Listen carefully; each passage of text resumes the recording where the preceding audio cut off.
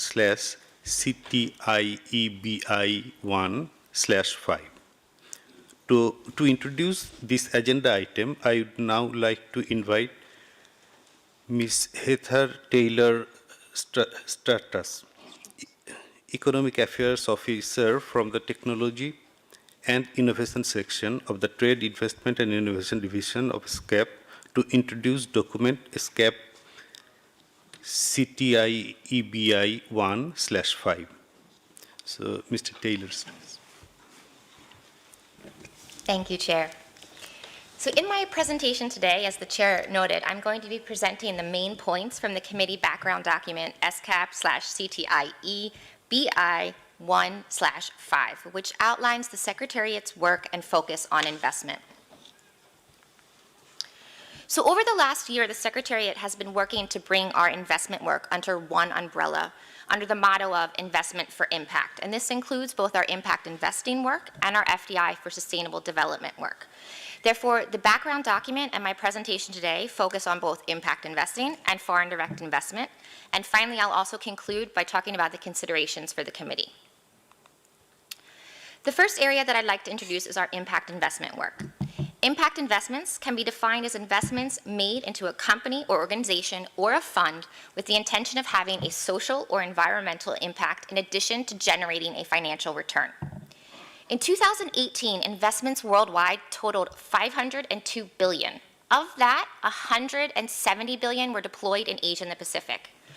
Government policy has played a key role in spearheading this movement in the region, and Asia-Pacific governments in particular have taken a leadership role in doing this. Governments can play the role of market facilitator, market regulator, and market participant. And while governments in the region have taken up this spearheading role, it's still a movement that's in its infancy, and there are a number of things that can be done to bring it forward. For instance, governments need to start prioritizing evaluations of impact investment to understand what works and what doesn't work, and in what context it works and in what context it doesn't work.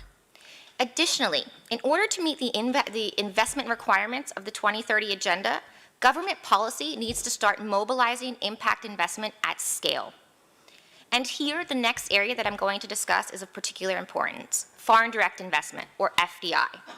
FDI offers much promising and untapped potential for creating impact and helping countries to meet their sustainable development goals. Our region has been the largest source and destination of FDI globally since 2020. And despite double-digit drops in FDI over the last 2 years, Asia-Pacific has remained resilient. FDI only dropped mildly by 4% in the region. That being said, the quantity of flows to our region has not translated into quality FDI, or FDI that's going to contribute to achieving the sustainable development goals that countries in the region have prioritized. This is particularly worrisome because not only has progress been slow on the SDGs in the region, but it's also reversed on most of them as a result of COVID-19.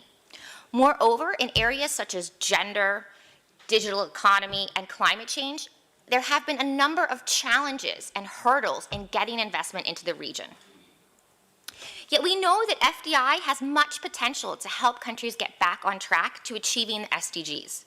But for it to do that, businesses and governments need to get on the same page. This means that businesses need to start taking into consideration sustainable development when they undertake foreign investment. It also means that governments need to start incorporating sustainable development into their investment policy making. Moreover, it means that investment promotion agencies, or IPAs, need to start integrating sustainable development into their investment promotion and facilitation work. IPAs are extremely important. They're the ones that serve as the bridge between governments and investors. They have a direct line of communication to the investors, and they can really encourage investors to make a difference and to make more of an impact when they're investing. Because of this, the Secretariat has focused on providing more support to IPAs in the region, particularly in 3 areas: in gender, digital economy, and on climate. I'm going to now turn to each of these areas and outline their importance for our work, and also what the Secretariat is doing to support our member state IPAs in these areas. On the first point, how can FDI promote gender equality? What we're looking at here is a diagram of how FDI can actually impact gender equality in the host country. It can have impacts both inside the firm when the investment comes into a country, but also externally in the broader community. It can impact female leadership and management positions within the firm, also females that are working at the factory level. Outside of the firm, it can impact women entrepreneurs in the country, but also local communities. But how can it do this? It can do this through the initiatives that investors undertake when they go into a host country. Investors can have a positive impact on women, for instance, that goes beyond just employing women at the factory level or giving them equal pay or management positions. They can undertake initiatives such as establishing gender focal points in the firm that can address gender equality issues. They can ensure a gender-safe working environment. They can provide gender-fitted safety equipment. They can provide safe transportation to women that are coming into their firms. Also provide childcare facilities to the women that are working in the firms. They can also build links with women entrepreneurs in the community, either through investing in them or initiating contracts with them to encourage supply chain links. They can also offer training programs in the wider community to build the skills of women that are in the host country. IPAs have an important role to play in encouraging investors to undertake these initiatives. They can do a number of things in their investment promotion work to encourage them to do this. For instance, they can identify and promote investment opportunities that are going to have an impact on women. They can showcase women entrepreneurs when they go to investment fairs or organize investment roadshows in the country. They can undertake investor targeting that actually targets women as investors. There are a number of women that are leading firms or own firms that are investing in foreign countries. So they can undertake investor targeting that targets those women. They can also provide gender-responsive services and programs, such as marketing material, monitoring, and evaluation. Additionally, it's important that IPAs are walking the talk. They have to be promoting gender equality within their own organizations. This is only going to increase their impact when they're talking to investors and build the confidence of investors when they're out there encouraging them to make an impact on women.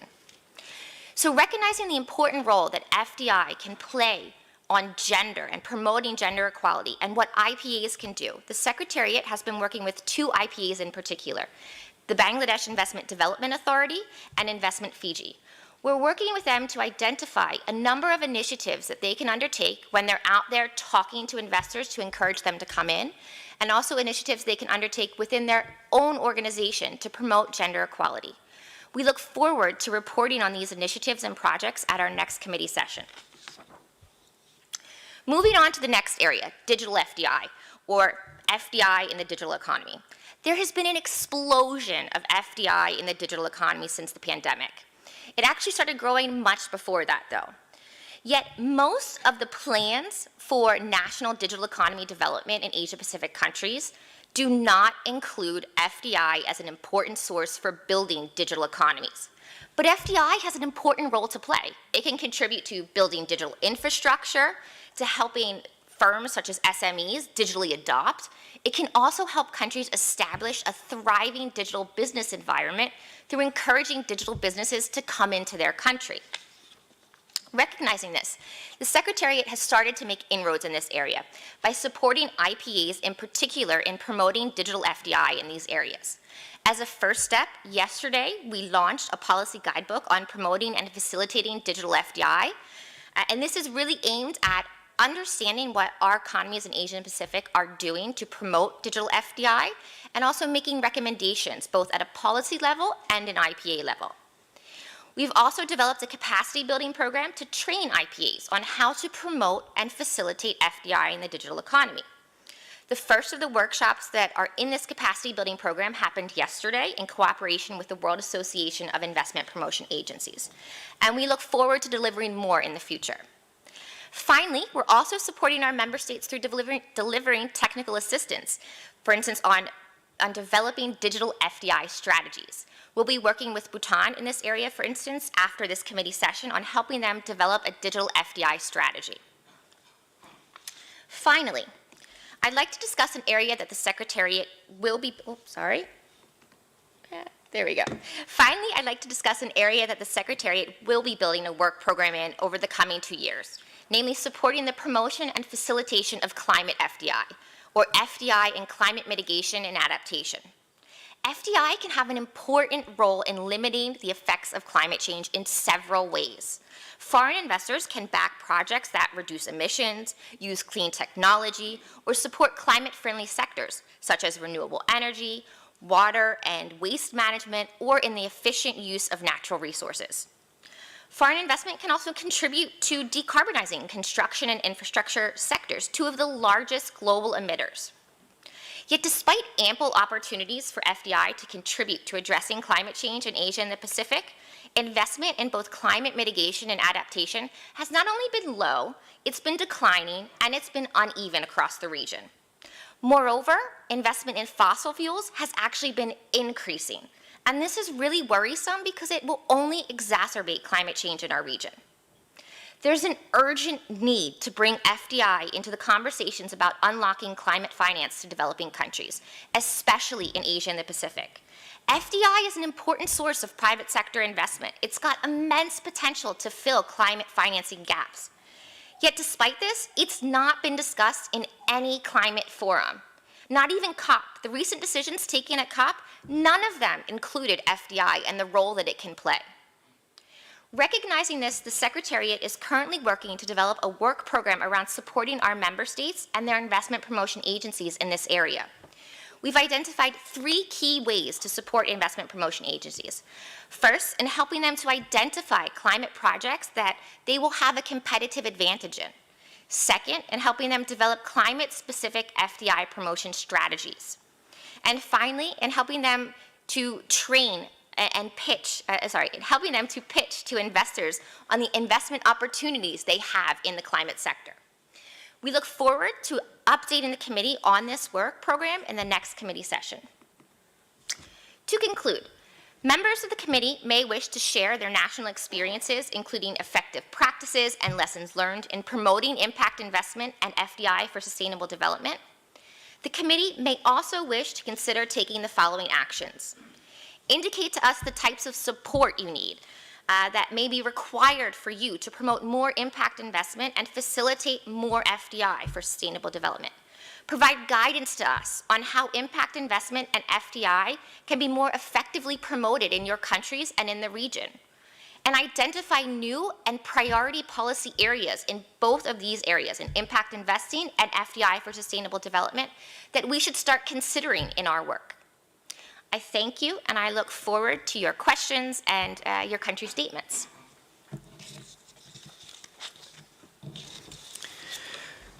Thank you, Mrs. Taylor-Strauss.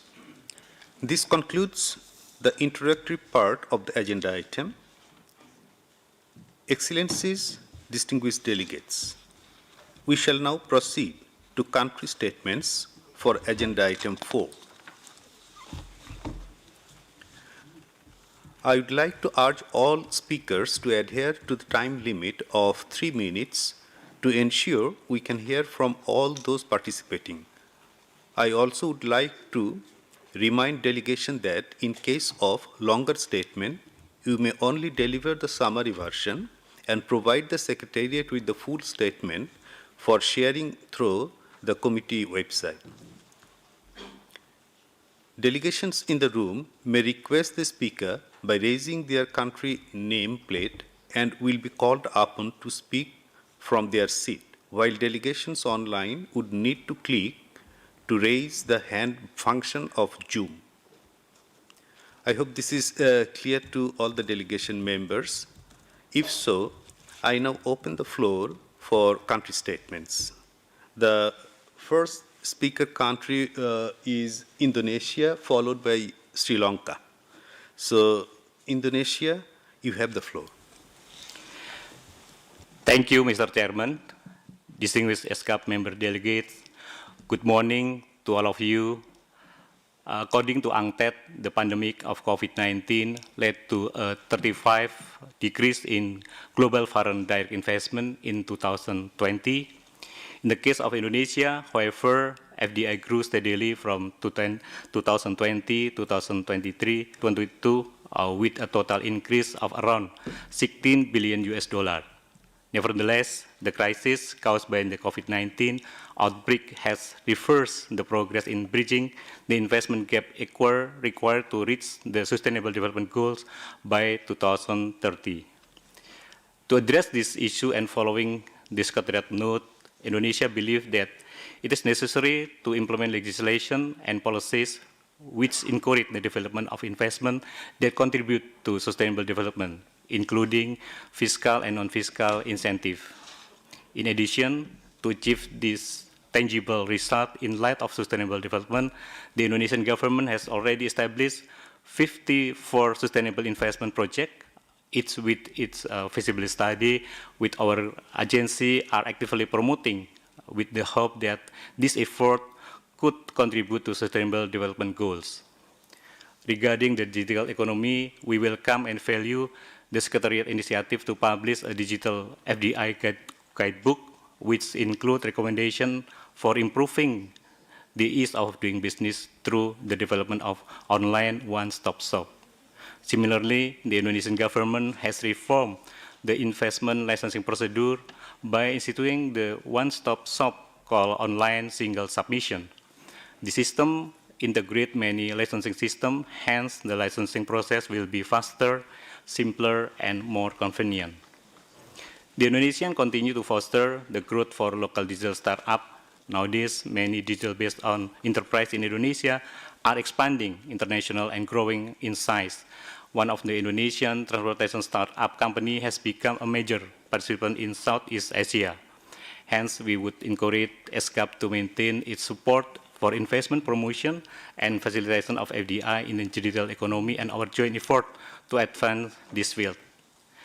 Additionally, regarding FDI and climate change, we support the concept of FDI play a significant role in mitigating climate change, notably through establishing projects that employ clean technology and optimize natural resources. And in recent years, Indonesia has actively promoted value-added investment projects such as the downstream sector for electric vehicle and built a full ecosystem for electric vehicle from upstream to downstream, including mining, refining, and recycling. Moreover, it is time to recall the G20 Indonesian Presidency Leader Declaration that the leader recognized the need to promote value addition through sustainable and inclusive investment in highly productive sectors such as downstream manufacturing, digital trade, services, and for foster linkage between foreign sector and local, particularly SMEs.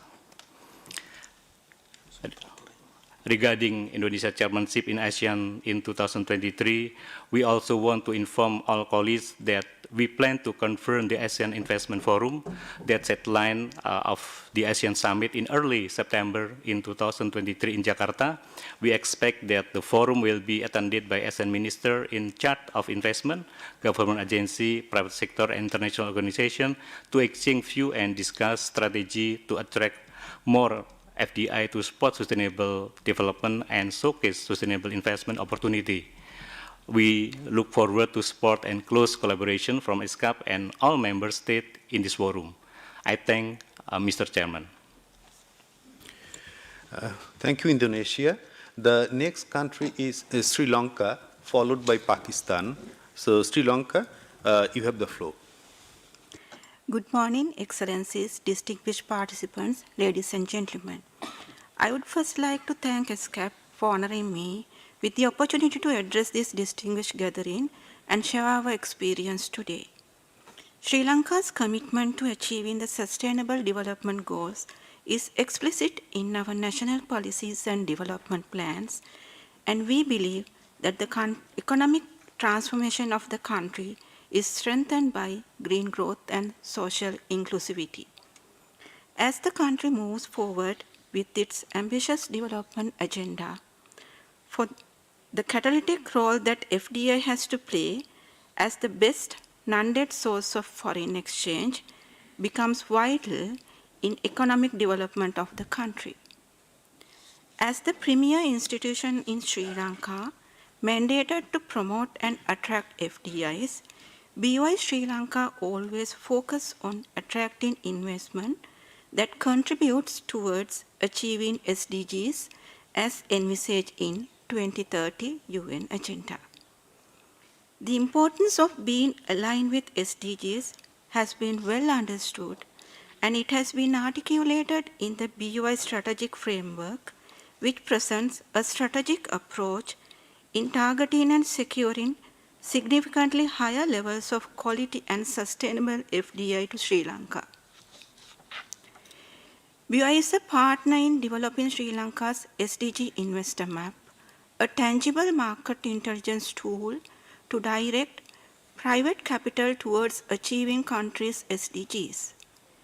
The country has identified investment opportunities across five key sectors, namely healthcare, renewable energy, food and beverage, consumer goods and infrastructure.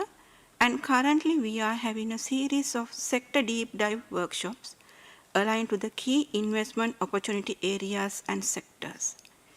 Application of technology, gender equality, and climate are cross-cutting themes that were explored for these sectors. In this backdrop, Sri Lanka is encouraged to learn of the FDI work of ESCAP on gender, the digital economy, and climate change, and we believe that engagement with ESCAP would create a platform for countries like Sri Lanka to obtain technical assistance and capacity building to attract sustainable FDIs to the country. For example, capacity building in lead generation and pitching the island as a promising destination for sustainable investment, and to source impact investment funds targeting startups are key areas that we seek assistance for. I am happy to state that BOI, as the facilitator of investment in Sri Lanka, is always committed to assist investors to establish their sustainable investment ventures and ensure smooth implementation and continuous operation within the island.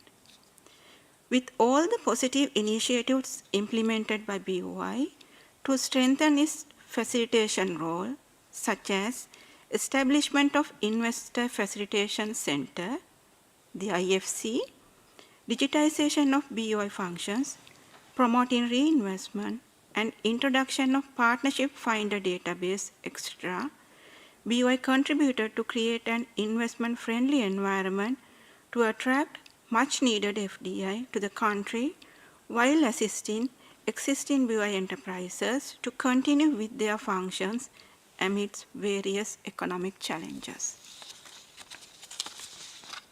I believe that the series of sessions held during this week was very fruitful, and it will provide a platform to furthering Sri Lanka's capacity in achieving SDGs. Let me conclude by expressing my appreciation to ESCAP for the opportunity provided to share Sri Lanka's experience on this occasion. Thank you. Thank you, Sri Lanka. The next speaker country is Pakistan, followed by China. So Pakistan, you have the floor. Distinguished guests, ladies and gentlemen, a very good morning. It gives me great pleasure to address this August Assembly, jointly organized by the United Nations ESCAP and WIPA, to bring together investment promotion agencies from around the Asia Pacific to exchange their experiences on promoting FDI for sustainable development and on building their capacity to promote FDI in the digital economy and to address climate change and gender equality. Pakistan's strategic location at the crossroads of Central Asia, South Asia, and the Middle East makes it an important member of the global economic landscape. China-Pakistan Economic Corridor, CPEC, which is a flagship enterprise of the Belt and Road Initiative, has already created spillovers in the energy and infrastructure sectors. The country offers immense investment opportunities in various sectors, including IT, pharmaceuticals, food processing and agribusiness, alternative energy solutions, and tourism. The government of Pakistan has been actively promoting FDI through various policy measures, including the establishment of special economic zones, tax incentives, and the provision of a conducive environment for investors. Pakistan is committed to promoting an investment-friendly environment that facilitates the entry of foreign businesses into the country. The government has taken various measures for ease of doing business, such as reducing the time and cost required to start a business, simplifying tax procedures, and streamlining regulatory processes. The country has also implemented reforms to improve investment climate, such as liberalizing the foreign investment regime, protecting intellectual property rights, and ensuring transparency and accountability in public procurement processes. Pakistan is also focusing on developing its human capital to create a skilled workforce that can support its economic development.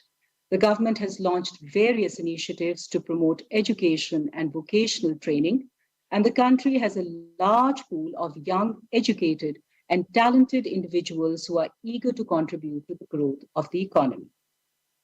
Pakistan has a large pool of skilled labor, abundant natural resources, and a growing middle class, making it an ideal location for businesses looking to expand their operations. We also appreciate ESCAP's continued support to investment promotion agencies, especially in areas related to gender, digital, and climate FDI. We believe that promoting sustainable investment practices that prioritize social and environmental considerations is critical for long-term growth and development. Pakistan is committed to creating an enabling environment that facilitates investment in these areas and welcomes ESCAP's support in this regard. In order to further activate Pakistan's investment potential, the Board of Investment is working on establishing an entity in partnership with the private sector to be called Invest Pakistan that will primarily focus on investment realization, investment sustainability against the backdrop of the Sustainable Development Goals, and a holistic approach to facilitate investors and resolve business disputes. Invest Pakistan is to be set up with the active involvement of all business stakeholders and will be committed to support and facilitate investors through efficient coordination and support of time-sensitive investment deals. Pakistan will welcome technical assistance for setting up Invest Pakistan, as well as capacity building workshops on the topics of regulatory modernization and digital FDI. Ladies and gentlemen, Pakistan is a country that offers immense potential for investment, and despite post-COVID challenges and the havoc wreaked by the recent floods, the country is undergoing rapid changes that will translate into important economic opportunities. We welcome investors from around the world to explore the opportunities that the country has to offer. Our government is committed to creating a conducive environment that supports businesses and fosters economic growth. We look forward to partnering with the international community to achieve our shared goals of inclusive and sustainable development. Thank you. Thank you, Pakistan. The next speaker country is China, followed by Russian Federation. So China, you have the floor.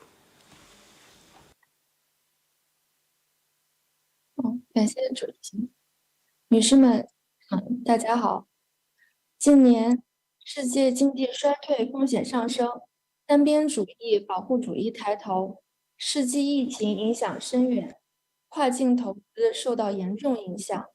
为应对挑战，中方积极推动实施高水平投资自由化便利化政策，提升对外开放水平，优化外商投资环境，调动影响力投资和外国直接投资，包括提升投资自由化便利化水平，落实外资准入负面清单，全面取消汽车等领域准入限制，修订发布鼓励外商投资产业目录，进一步调动有影响力的外国直接投资，优化外商投资环境，持续开展与外商投资法不符的法规清理，修订进一步完善外资途径，保护和管理相关法律制度，依法保障外资企业与内资企业享受同等待遇，加强对企业服务保障，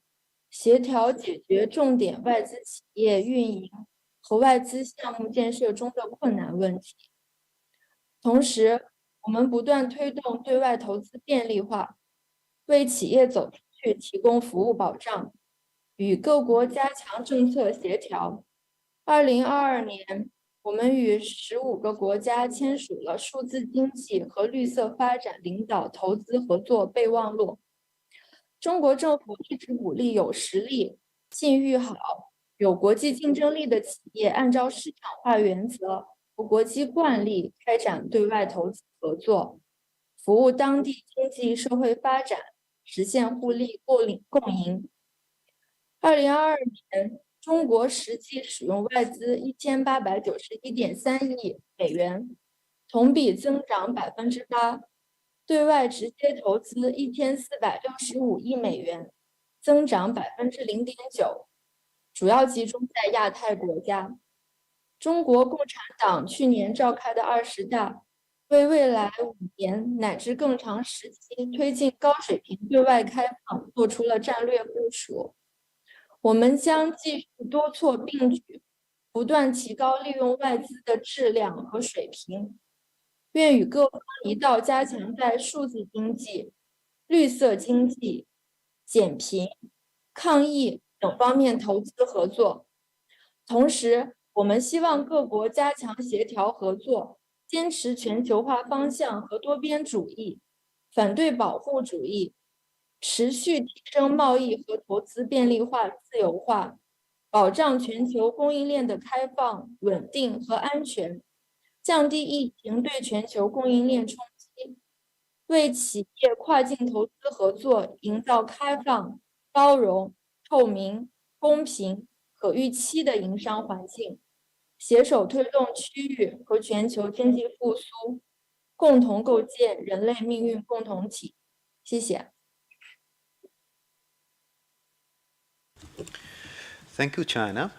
The next speaker country is Russian Federation, followed by Bhutan. So, Russian Federation, you have the floor. Уважаемый господин председатель, уважаемые коллеги, добрый день.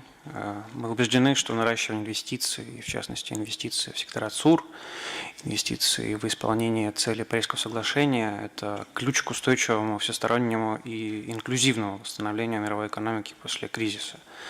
И вместе с тем мы по-прежнему наблюдаем, как негативно сказывается текущая ситуация мировой экономики, невысокий уровень инвестиционной активности, высокий уровень неопределенности, волатильности финансовых рынков на бюджетных возможностях стран региона по финансированию стратегий по достижению целей устойчивого развития. В этой связи мы отмечаем необходимость обеспечения слаженного функционирования международных валютно-финансовой и торговой систем, повышения их прозрачности, укрепления доверия к ним, поддержки устойчивых и качественных инвестиций в инфраструктуру для создания новых высококвалифицированных рабочих мест, а также формирования прозрачной, стабильной и предсказуемой инвестиционной среды. В контексте поощрения инвестиций на национальном уровне мы считаем, что особые экономические зоны играют одну из важнейших ролей в привлечении прямых иностранных инвестиций в приоритетные сектора экономики и содействии региональному развитию. В настоящее время в России насчитывается более 50 таких особых экономических зон в сфере промышленности, высоких технологий, туризма. Мы готовы поделиться лучшими практиками развития особых экономических зон в России с нашими партнерами по ESCAP и укреплять сотрудничество в этом направлении. В контексте инвестиционной активности одной из движущих сил роста выступают малые и средние предприятия. В России мы реализуем специальный национальный проект, направленный на поддержку таких предприятий. И по результатам 2022 года, несмотря на все вызовы с цепочками добавленной стоимости, число предпринимателей в России достигло 22 миллионов, что на 500 000 больше, чем в 2021 году. Более 360 тысяч субъектов предпринимательства и самозанятых людей получили поддержку в центрах «Мой бизнес». Кроме того, более 3000 предприятий получили поддержку в статусе социальных предприятий. Говоря о наращивании устойчивых инвестиций, мы продолжаем развивать национальную финансовую систему, которая бы благоприятствовала продвижению устойчивых социальных инвестиций. В этом контексте таксономии служат ориентирами для всех сторон, включая инвесторов. Мы уже приняли таксономию зеленого финансирования. Она охватывает как зеленые, так и переходные проекты. Сейчас мы финализируем таксономию социального финансирования. Ожидаем ее принятия до конца этого года. Кроме того, мы возобновили практику заключения соглашений о защите и поощрении инвестиций. Они позволяют возмещать инвесторам затраты на инфраструктуру и предоставляют гарантии бизнесу при реализации крупных инвестиционных проектов. Еще одним нашим приоритетом является создание благоприятных условий для ведения бизнеса в регионах. И в этой связи мы считаем, что стандартизация инвестиционных процессов критически важна для масштабирования бизнеса и привлечения регионального потока инвестиций. В 2021 году мы реализовали новый инвестиционный стандарт. Он направлен на сокращение пути инвестора от появления идеи до осуществления капитальных вложений. Стандарт состоит из 5 элементов. Это инвестиционная декларация, агентство по развитию, инвестиционные комитеты, инвестиционная карта и набор инвестиционных правил. Все эти инструменты дают регионам базовый инструментарий для привлечения бизнеса к инвестированию в регионе и устранения типичных барьеров для предпринимателей. Более половины всех российских регионов уже внедрили этот новый инвестиционный стандарт, и с этого года внедрение такого стандарта будет учитываться при составлении национального рейтинга инвестиционного климата в регионах Российской Федерации. Приоритетными направлениями финансирования с нашей точки зрения должны стать проекты в области развития систем здравоохранения, образования, микрокредитования и других финансовых услуг, а также, что немаловажно, сквозных цифровых технологий. И в свою очередь одним из основных реципиентов этого финансирования, этих инвестиций должны стать микро, малые и средние предприятия, роль которых в новых цепочках добавленной стоимости по разным оценкам будет только усиливаться в ближайшие несколько лет. Подчеркиваем важность стимулирования частных инвестиций в устойчивое развитие и готовы к обмену опытом со странами-членами ЭСКАТа на данном треке. Спасибо.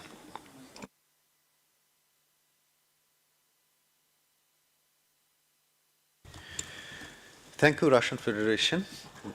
Next speaker country is Bhutan, followed by Fiji. So Bhutan, you have the floor. Thank you, Chair. Honorable Chair, Excellencies, distinguished delegates, ladies and gentlemen. I wish you all a very good morning. It's my pleasure and privilege to be part of the first session of the Committee on Trade, Investment, Enterprise, and Business Innovation. We thank the ESCAP for inviting us to this important session. Honorable Chair and distinguished delegates, Bhutan's development strategy is guided by the philosophy of gross national happiness, and we continue to do so even to this date. Bhutan's development policy embodies the core values of sustainable development and aims to balance economic, social, and environmental pillars in our pursuit for well-being and happiness. Bhutan is a carbon-negative country with a well-preserved natural environment and has pledged to remain carbon neutral at all times. As such, the priority sectors for promotion of investment and FDIs will always be in sectors that are in sync with the SDGs. FDI is undoubtedly the most sought-after investment worldwide for economic development and to bridge the financing gaps. In the case of Bhutan, while we are open to FDI, we have always taken prudent and cautious steps to ensure that FDI is promoted in a sustainable manner. The focus of the Royal Government of Bhutan is to develop a green and sustainable economy, promote socially responsible and ecologically sound industries, and to create a knowledge society. The FDIs that we have received so far are mostly in green sector. Service sector dominates FDI in the country, with investments primarily in hotels, wellness centers, and IT-enabled services. Honorable Chair and distinguished delegates, while there has been seamless integration of sustainable development objectives in the national policy, the country faces challenge in promoting and attracting impact investment and FDIs. expression of interest to invest in the country are not often in the areas that are of high priority for the government. Due to resource constraint, advocating the need of investments in the priority sectors to the foreign investors are challenging. Despite this difficulty, the government, and in particular the Invest Bhutan under the Department of Industry, Ministry of Industry, Commerce and Employment, remains committed to working towards promoting investments in and FDIs for sustainable development. As the country emerges from the setbacks inflicted by the pandemic, we will continue to work closely with the key sectors and development partners to attract, promote, and facilitate investment that will contribute to SDGs. In conclusion, we would like to thank the Secretariat for your support and kind cooperation. We look forward to your continued support in the areas of capacity building and mainstreaming SDGs into investment attraction, promotion, and facilitation works. Finally, Bhutan recommends that the Secretariat continue to support its member states' support on FDI, especially related to sustainable development, including gender, digital, and climate FDI. Thank you. Thank you, Bhutan. The next country statement is from Fiji, followed by Bangladesh. So, Fiji, you have the floor. Thank you, Chair. Allow me from the onset just to thank the ESCAP on behalf of the Fiji delegation for hosting this event. And also we are honored and look forward to the outcomes and the discussions throughout the event. Excellencies, in brief, Fiji has just recently completed national elections on the 14th of December. A new government was sworn into Parliament on Christmas Eve, and work has earnestly accelerated to ensure that the transition of governance and also the continuity of priorities are consistently appropriated with minimal disruptions. At the opening of the new Parliament calendar year 2023-24 on the 3rd of February, the President of the Republic of Fiji, His Excellency Ratuwila Katunivere, in congratulating the Parliament members, remarked on the resilience of our people and the nation for successfully managing the enormous challenges we had to deal with since the economic fallout from the pandemic. The President further outlined key pillars that were to define the parameters of targeted economic, social, and development priorities that the House constitutionally bound to pursue, being mindful of the mandate to ensure maximum benefit for the Fijian people. With an understanding of the uncertainties on global trade issues and geopolitics, President Katunivere reminded his audience of their mission to build unity and social cohesion intended to further improve and strengthen Fiji's economy through sustained growth, new policies, with the ultimate objective of improving the quality of life for all Fijians. Excellencies, with the alarming global trend of democratic backsliding over the past 2 decades, the President also took time to address the importance of governing with integrity and transparency, coupled with an amplified sense of responsibility and accountability to effectively perform their duties, ensuring that A, rule of law remains the consistent culture of Fiji's governance, B, that the independence of democratic institutions are strengthened and respected, C, in their responsibility of drafting new laws, must ensure that the voice of the people are taken into account through extensive consultations. The latest World Economic Outlook update by IMF revealed that the global growth is expected to decline to 2.4% in 2023, which points to the constraining impact of global inflation and the evolving geopolitical situation on global commodities and supply chain.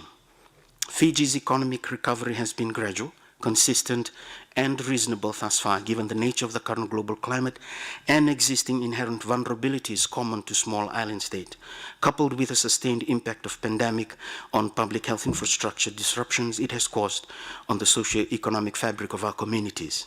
Thanks in part to the successful nationwide vaccination of over 90% of our population, Fiji's tourism sector, 40% of our GDP, quickly gained the confidence of tourists, with our borders safely reopened to international travels.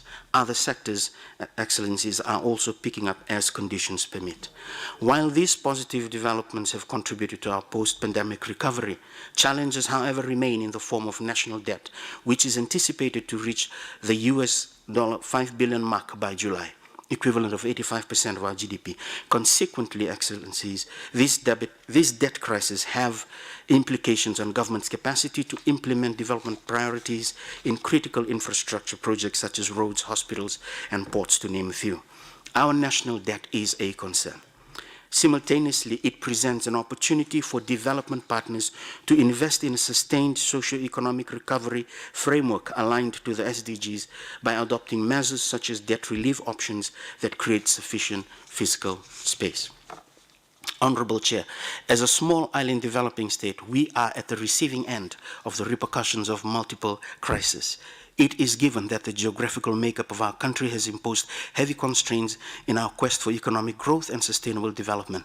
The impact of these crises on developing countries are disproportionately harsher as small island states face unique vulnerabilities and development challenges based largely on remote geography, small land masses, limited population, and vulnerability to climate change and other external shocks. Herein is an important aspect of our work because climate change remains our most existential threat linked to rising sea levels, loss of biodiversity, extreme weather events, and outbreaks of diseases. A recent ESCAP document entitled Protecting Our Planet Through Regional Cooperation and Solidarity in Pacific and Asia and the Pacific revealed alarming trend that the region's greenhouse gas emissions are on the rise again. After a brief stall in 2020, greenhouse gas emissions are on the rise again. In the Asia-Pacific region collectively accounts 55% of global greenhouse gas emissions, and even more troubling is that this growth emissions has been persistent between 2010 to 2022.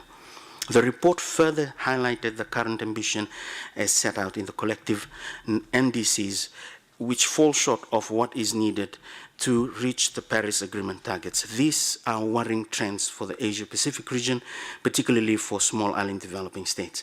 Despite the commitments of our governments to reach the net zero emission aspiration by mid-century, the reality is that low-lying island nations in the Pacific are likely to become uninhabitable under current emissions by 2015. In addition to achieving our climate ambitions, we realize that FDI can have an important impact on women. Gender equality, Honorable Chair, is everybody's business. Foreign investors can promote gender equality in their operations through supporting initiatives that promote gender equality in the firm and also in local communities. Recognizing this, we would like to thank ESCAP for supporting our investment promotion agency, Investment Fiji, to identify initiatives it can undertake to encourage investors to do more for women in Fiji. From the perspective of catalyzing women entrepreneurship, we not only recommend that ESCAP continue to provide such support to investment promotion agencies in the region, but also to amplify the necessity of embedding social protection in national development agendas that include vulnerable groups, and to consider the nexus between digitization, and harmonization that fully embed social and environmental concerns into global supply chains through a coordinated regional approach. Excellencies, we also wish to acknowledge other aspect-led projects in Fiji, like the SDG 7 roadmap, Oceans Accounts, SDGs Financing, SDGs National Tracker, and Climate Change Mitigation Displacement. Fiji, already you have taken almost 7 minutes. Can you please cut it short? Sure. On that note, Excellencies, there are initiatives that we're having, for example, the effort to have a PTA, preferential trade agreement with Indonesia, and also some MOUs that are lined up to strengthen our investment landscape. If I may, just to give our final message that business as usual approach will not help us at all. The absence of strong political commitment and compromised global solidarity not only prolongs the current pressure on our fragile economies, but they exacerbate the vulnerabilities quite significantly, placing enormous pressure on the very existence and dignity of our people and our resources. Honorable Chair, in closing, it may well be a call for adoption of comprehensive, far-reaching, community-resilient building set of SDGs, and we believe and we are confident that the first committee meeting on trade, investment, enterprise, and business innovation can accommodate the necessity of building a region that is economically robust, resilient, and responsive to future shocks and crises. I thank you, Chair. Thank you, Fiji. Next, country is Bangladesh. Bangladesh will be joined online, and Bangladesh will be followed by Uzbekistan. So Bangladesh, you sir. have the floor. Thank you, sir. Good morning, respected session chairs, distinguished guests. We'd like to congratulate the ESCAP Secretariat for initiating this important session on foreign direct investment, sustainable development, particularly on gender, as Ms. Taylor has detailed. Bangladesh recognizes that foreign direct investment is an important means of implementation for the Sustainable Development Goals, facilitating inclusive growth, creating facility to ensure both business growth and social needs, and sharing technology and knowledge base for the local skills. We believe that with the support, with the quality of FDI, the country will be able to become a developed country by 2041 that we have targeted. Our Honorable Prime Minister, Sheikh Hasina, has reiterated always, quote, we are committed to providing all policy support, including infrastructure, to create an investment-friendly environment in Bangladesh, unquote. Excellency, let me allow to highlight some recent initiative of Bangladesh Investment Authority to ensure seamless facilitation to FDI and its role in sustainable development and efforts to ensure gender equality in particular in the country that we are aiming at. We have initiated Bangladesh Investment Climate Improvement Program, a homegrown organic investment climate reform model for the country after the discontinuation of the ease of doing business by the World Bank to continue this reform. In its core business activities such as business entry and exit, industrial infrastructure, logistics, cross-border trade, commercial dispute resolution, tax regime, access to finance are addressed. Reform in these areas are target-based, action-oriented, ensuring that these reforms fulfill the aspiration of the investor at large, particularly the issues raised by the August gatherings today. We have also initiated an interoperable, efficient, transparent, predictable one-stop services system in the Investment Promotion Agency to ensure efficient service delivery to the businesses. By this time, 23 agency has included 63 services of them in the system. As of now, more than 90,000 services have been delivered since 2019 for the businesses. Interestingly, this has worked in the seamlessly in the COVID period.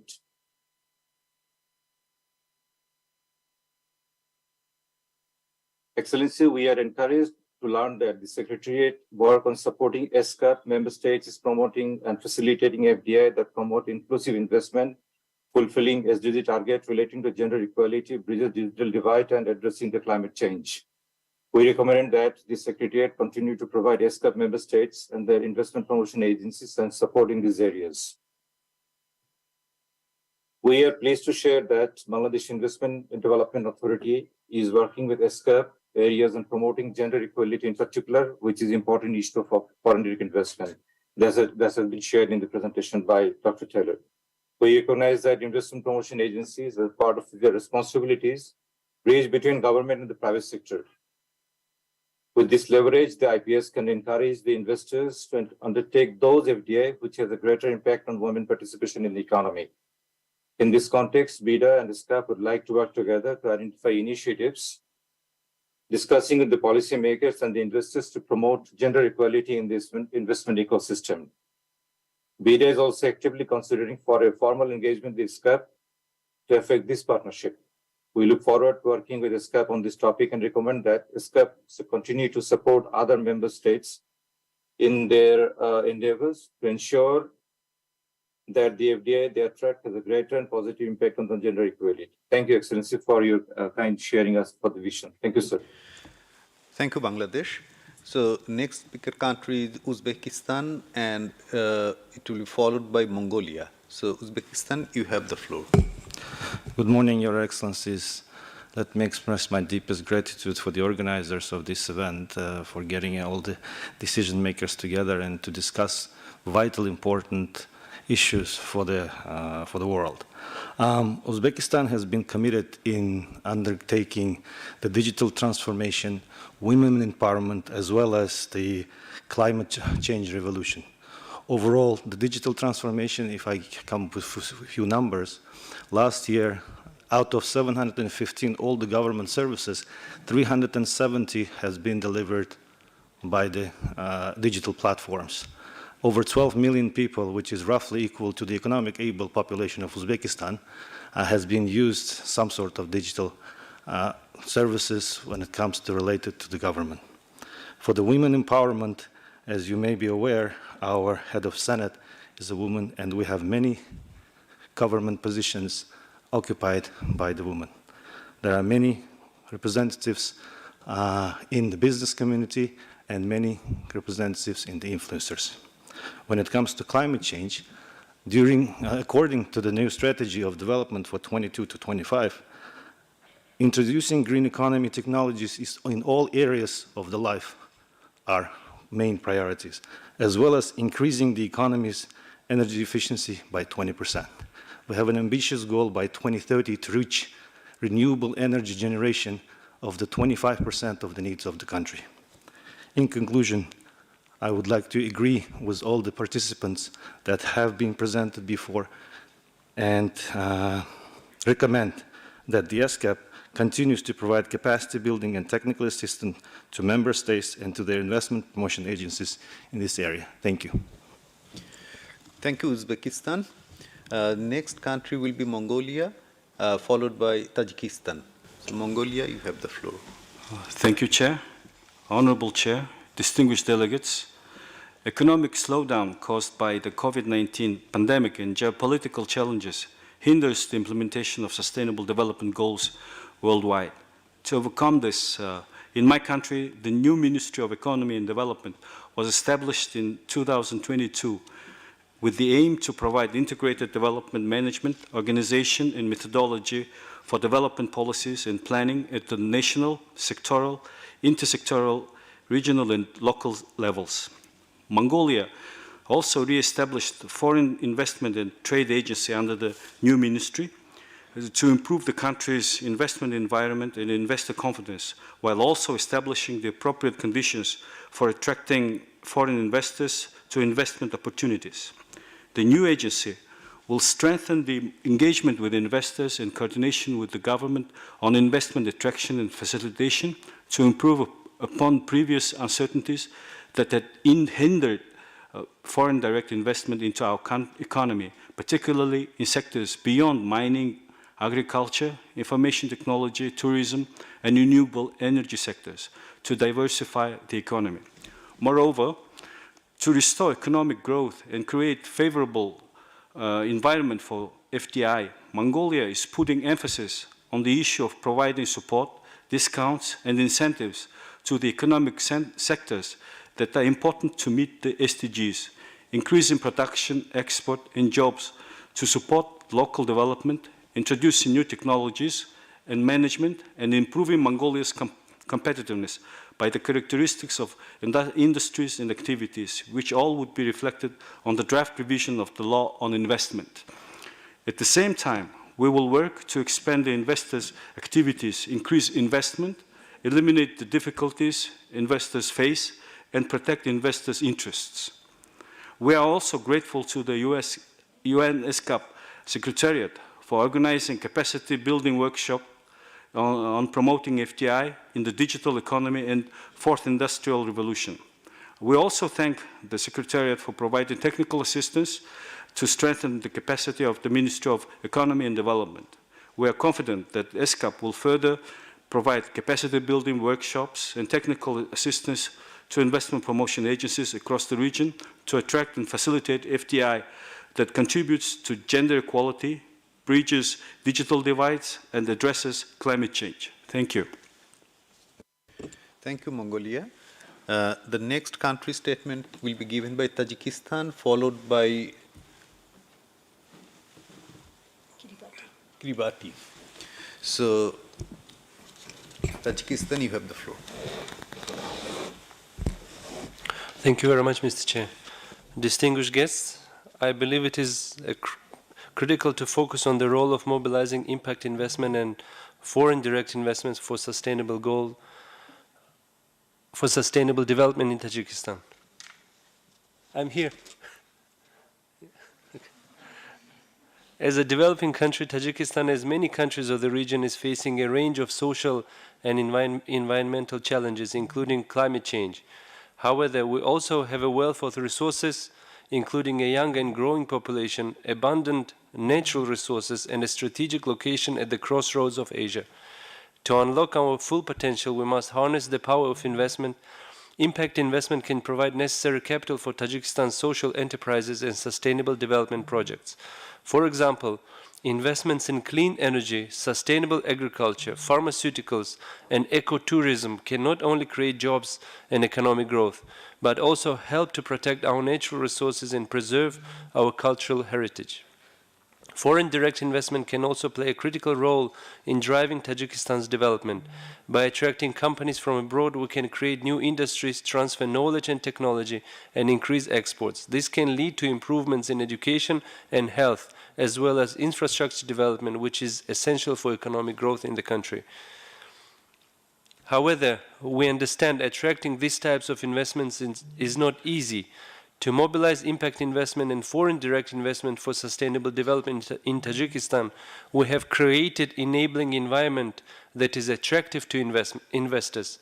We established clear policies and regulations that create a favorable business climate. This includes simplifying administrative procedures, reducing red tape, and providing incentives for sustainable investments. We also improved the legal framework for investment and ensured that contracts are transparent and enforceable. We promoted transparency and accountability in all aspects of investment attraction and established clear reporting mechanisms for investors and ensuring that environmental and social impact assessments are conducted for all projects. The access to finance and markets for both local and international investors was improved as well. This includes developing capital markets and financial instruments that are tailored to sustainable investors, as well as building partnership with international financial institutions and development organizations. In conclusion, mobilizing impact investment and foreign direct investment is critical for Tajikistan's sustainable development. By working together to create an enabling environment that is attractive to investors, we can build a prosperous, inclusive, and sustainable future for all Tajik citizens. Thank you very much. Thank you, Tajikistan. The next country is Kiribati. Sorry if I have mispronounced your country name. And it will be followed by India. So, Kiribati, you have your floor. Thank you, Mr. Chair, and allow me to greet you all. And today, I am very honored to speak on behalf of my country to deliver and share our experience for today's agenda. Kiribati Investment Promotion Division objectives is to promote new investment within Kiribati and into Kiribati from regional and international investors by promoting transparency in investment, related policies and regulations in order to maximize returns from natural, human, and cultural capital, thus creating employment opportunities and income generation for economic growth and sustainable development. We believe attracting FDI within our country will be our only way to achieve our objective. Our main focus sectors are tourism, fisheries, and agricultural sectors. To promote sustainable tourism investment, the Tourism Authority of Kiribati established Kiribati's commitment through the Sustainable Tourism Policy Framework. This policy was launched in 2011, and it's focused on 7 sustainable tourism goals. The policy commitment involved the establishment of a working group that will develop and manage a resource efficiency-based program to encourage tourism SMEs to migrate to the sustainable management of their resources and waste. Additionally, Kiribati is in the process of transforming its tourism industry to become sustainable and remain viable for generations to come. The commitment was made when the government of Kiribati, in its 20-year vision KV20, recognized the potential contribution of tourism toward stimulating economic development, providing employment, income generation, as well as supporting the retention of cultural traditions, sustainable management of national environment and a wider contribution towards socio-economic benefits. Currently, through ATB PSDI support, Tourism Authority of Kiribati will begin the development of the Kiribati Sustainable Tourism Policy and Strategy. And this will serve as a tool for achieving sustainable tourism development in Kiribati, and compliance to them will be a prerequisite for tourism investment in Kiribati. However, Kiribati Investment Promotion Division, established under the Ministry of Tourism, Commerce, Industry and Cooperatives, has slowly begun to work towards sustainable development and will be focusing on transforming field of our working tools towards sustainable development. Toward attaining sustainable development, including foreign direct investment strategy. Kiribati is committed to create an enabling sustainable development environment and to produce a conducive, friendly business environment to attract direct investment within the country. Therefore, we are looking forward to continue work with ESCAP to assist us to become one of the ABAs promoting sustainable development in future investment commitments. My sincere gratitude goes to WIPA, ESCAP, for hosting this wonderful and important event, which indeed a productive week to learn from. From these words, Chair, I would like to bestow my own way of appreciation upon all of you, health, peace, and prosperity. Thank you. Thank you, Kiribati. Next country is India. And that India is the final country to make the statement. India, you have the floor. Thank you, Chair. Thank you for giving us the opportunity. Government of India recognizes that FDI is an important means of implementation for the Sustainable Development Goals. The reforms undertaken by the Government of India include FDI policy reforms, investment facilitation, and ease of doing business, which have resulted in increased FDI flows into the country. In fact, India registered its highest ever annual FDI inflow of US $84.84 billion during the financial year 21-22. India is offering opportunities to investors in setting up state-of-art manufacturing units across various sectors, which is supported by a conducive business ecosystem, which includes a largely competitively priced skilled workforce, a stable tax regime with globally competitive tax rates. Make in India initiative has facilitated investments, foster innovation, build best-in-class infrastructure, and make India a hub for manufacturing, design, and innovation. It is one of the unique vocal for local initiatives that promoted India's manufacturing domain to the world. The Make in India initiative is not a state, district, or a city area initiative. Rather, it is being implemented all over the country. Mr. Chair, one of the delegations in its statement has referred to China-Pakistan Economic Corridor. India has articulated its principled position on China's Belt and Road Initiative and has also expressed its core concern on violation of its sovereignty and territorial integrity by the so-called China-Pakistan Economic Corridor. Any project that infringes the sovereignty and territorial integrity of the nation cannot be accepted. Accordingly, ESCAP is requested to recognize this position and refrain from including any reference to the China-Pakistan Economic Corridor or Belt and Road Initiative. Finally, the Government of India would like to take this opportunity to thank the Secretariat for its support to the Indian G20 presidency. We recognize the importance of the work the Secretariat is contributing on trade and investment and look forward to disseminating this work during the Indian G20 presidency this year. Thank you, Chair. Thank you, India. I will now open the floor for the international organizations. But I recognize that no international organization has opted for making a statement. So this brings us to the end of agenda item number 4.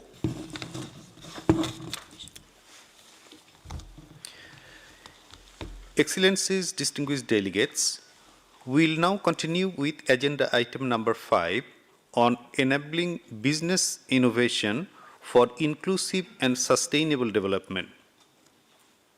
The document pertaining to this agenda item is ESCAP/CTI-EBI 1/6. To introduce this agenda item, I would now like to request Ms. Marta Perez Cuso, Economic Affairs Officer of the Technology and Innovation Section of the Trade, Investment and Innovation Division of ESCAP, to introduce the document. So, Ms. Cuso. Thank you, Chair. Excellencies, distinguished delegates, corporations are now beginning to realign their priorities in the face of shifting demands from consumers, investors, and their employees. Innovative business models are emerging to address social and environmental challenges through market-based approaches.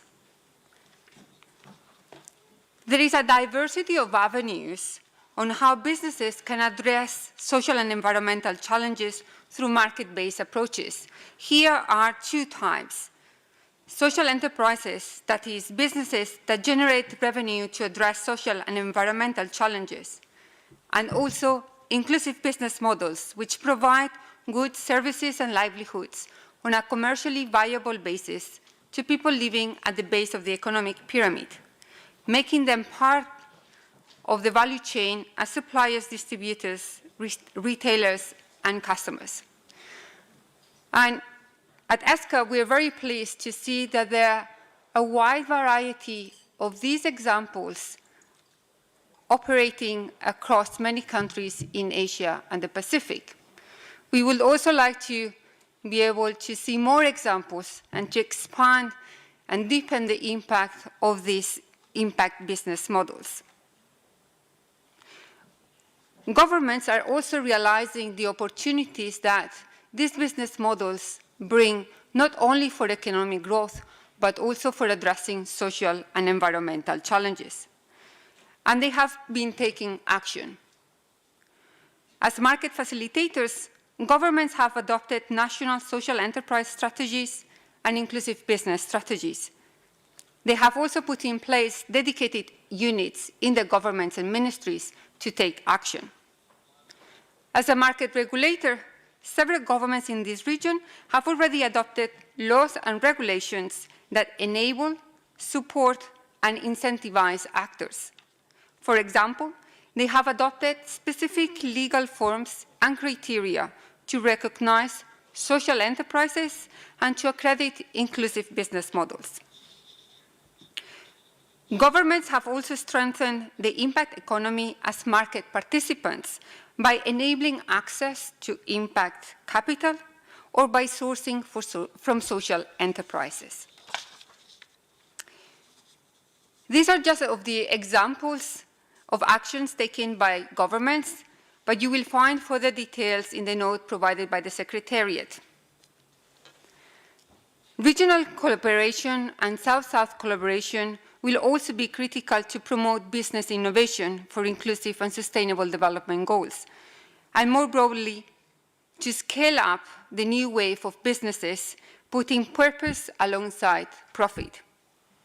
For example, in 2020, the ASEAN economic ministers endorsed the guidelines for the promotion of inclusive business in ASEAN. These guidelines include 12 policy instruments for promoting inclusive businesses. Coordinated private sector action beyond the national level will also be critical for the achievement of the SDGs. For instance, Cambodia, the Laos People's Democratic Republic, Thailand, and Vietnam are joining forces to promote closed-loop plastics and a more sustainable cassava value chain, including action by the private sector. The Secretariat has supported several member states to promote business innovation for inclusive and sustainable development at the regional level and to facilitate South-South collaboration. For example, the Secretariat supported the development of the guidelines for the promotion of inclusive business in ASEAN, and is currently supporting the promotion of inclusive business in agriculture and food systems. The Secretariat has also supported Cambodia, Laos PDR, Thailand, and Vietnam to develop a South-South and triangular collaboration program on science, technology, and innovation. As a result of this participatory process, these countries have put forward proposals that seek to address critical challenges, including sustaining economic growth, addressing plastic waste, and promoting more sustainable agriculture. The proposals follow a multi-pronged approach that combines policy and regulatory action with support for making businesses an integral part of the solution. The Secretariat has also supported several countries in the region to promote impact business innovation at the national level. And this has included conducting social enterprise and inclusive business landscape studies to inform national policy, and has provided policy advice in this area.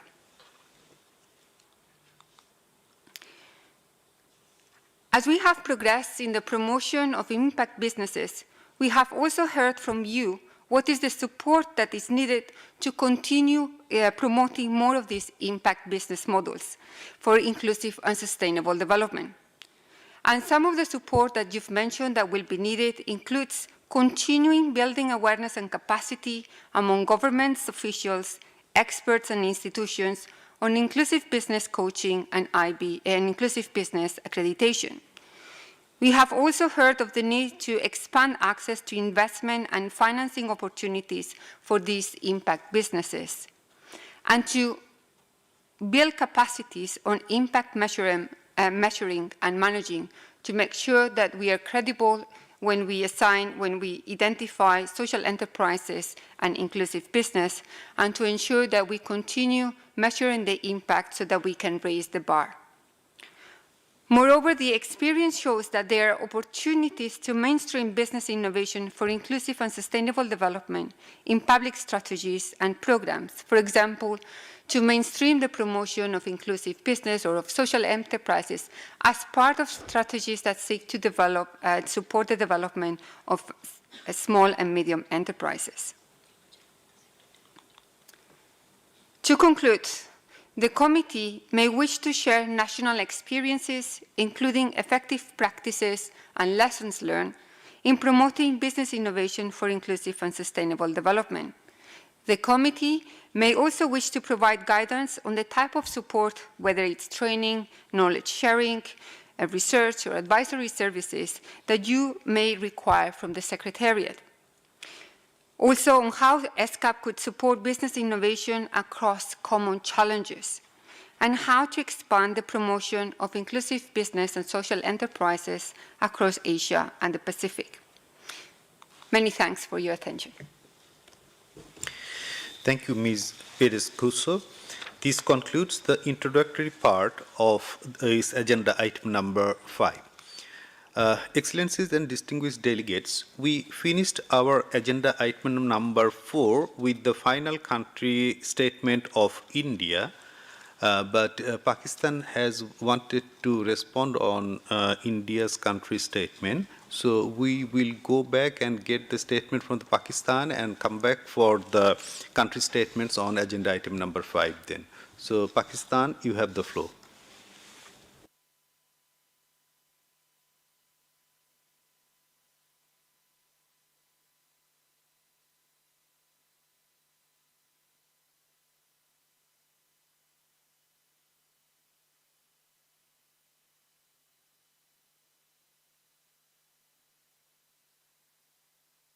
Thank you, Chair.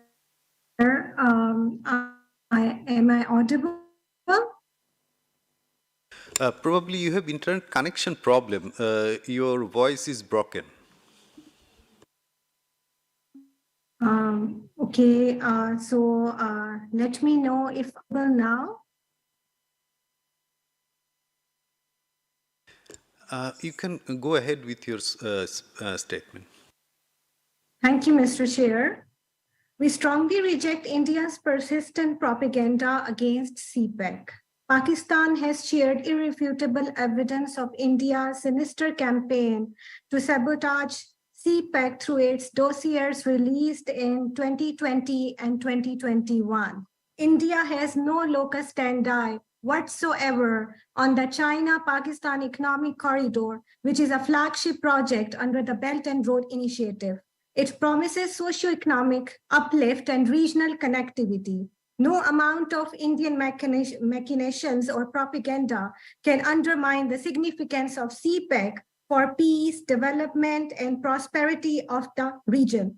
Attempts to cast aspersions over CPEC show India's insecurity as well as the pursuit of a hegemonic agenda that has held back socioeconomic development in South Asia for decades. Thank you, Mr. Chair. Thank you, Pakistan. So now we come back to our agenda item number 5. They're saying to let them speak. They have a right. We're saying to let them speak. So, Yeah. okay, so India wants to speak? Okay, so India, you have the floor. Thank you, Chair. But please be specific to the agenda and please maintain the time because we are running out of time. I'll be very brief, Mr. Chair. India is of the firm belief that connectivity initiatives must be based on universally recognized international norms. It must follow the principles of openness, transparency, and financial responsibility, and must be pursued in a manner that respects the sovereignty, equality, and territorial integrity of other nations. The so-called China-Pakistan Economic Corridor passes through parts of the Union territories of Jammu and Kashmir and Ladakh, which are under illegal and forcible occupation of Pakistan, and hence impinges on the issue of sovereignty and territorial integrity of India. Any project that infringes the sovereignty and territorial integrity of the nation cannot be accepted. Accordingly, ESCAP is again requested to recognize this position and refrain from including any reference to such projects. Thank you, Chair. Thank you, India. And I think China has asked for the floor since their name was also mentioned. So China, you have the floor. Just mention this. And please stick to our agenda.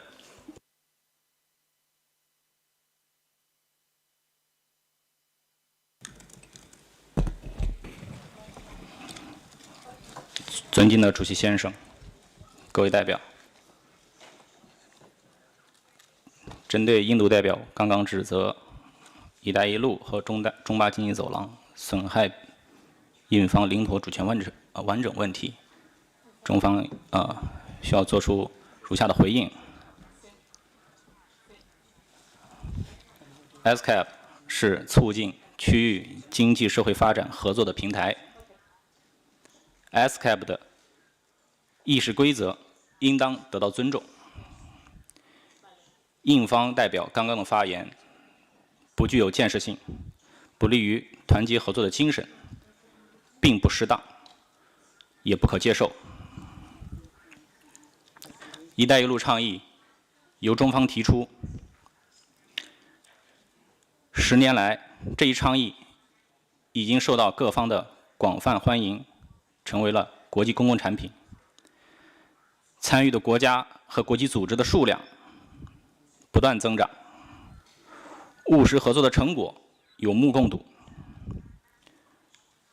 10年来，中国对全球经济增长的贡献率达到了38%，其中“一带一路”发挥了重要的作用，为增进发展伙伴关系做出了重要贡献。至于印方代表所谓“一带一路”涉及到了侵害印方主权和领土完整的问题，我想重申，“一带一路”本身是一个开放包容的经济合作倡议，从来没有意愿，也没有介入任何方面主权和领土争议的问题。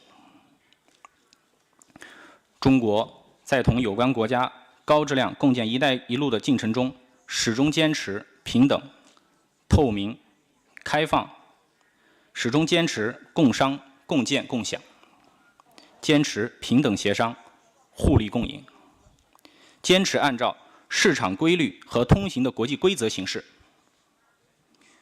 面对当前面临的多重挑战，中方将继续在高质量共建“一带一路”的框架下，与各合作伙伴们推进务实合作，促进区域及全球经济复苏，推进落实2030年联合国可持续发展议程。谢谢主席先生。Thank you very much. So that concludes our this part. So we will go back to our agenda item number 5, and I request the member countries, while making the country statements, to stick with the agenda item. Thank you very much. Excellencies and distinguished delegates,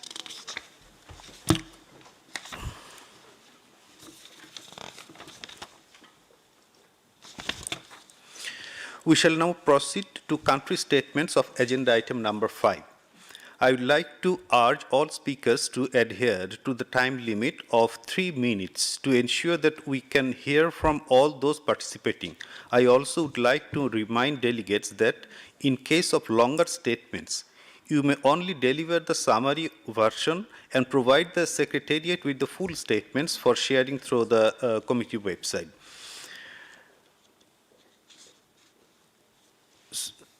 So we have the countries on the list: Indonesia first, and followed by Singapore. So Indonesia, you have the floor is yours. Thank you, Mr. Chair. Ladies and gentlemen, very good morning to you all. Taking advantage of this opportunity, Indonesia has already identified a few key areas where inclusive businesses can be encouraged to flourish and become competitive, innovative, inclusive, and resilient on a global scale, as well as to seamlessly integrate with the global value chain.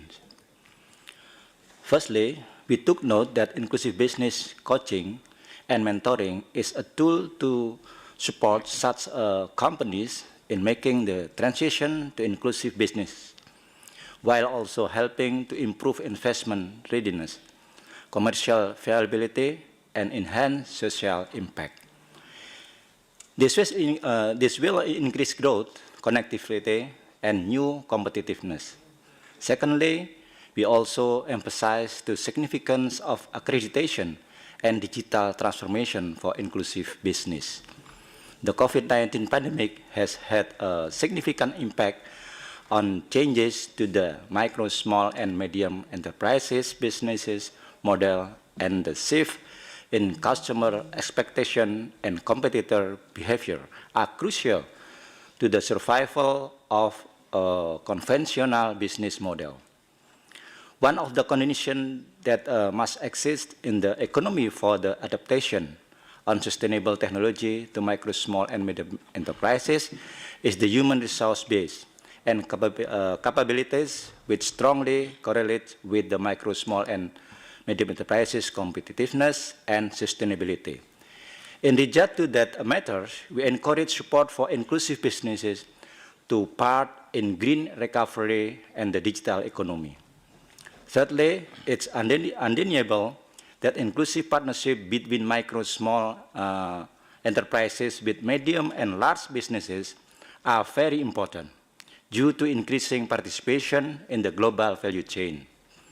Indonesia has an inclusive business study in the field of tourism in Bali in collaboration with ESCAP towards a roadmap for inclusive business in wellness tourism in Indonesia.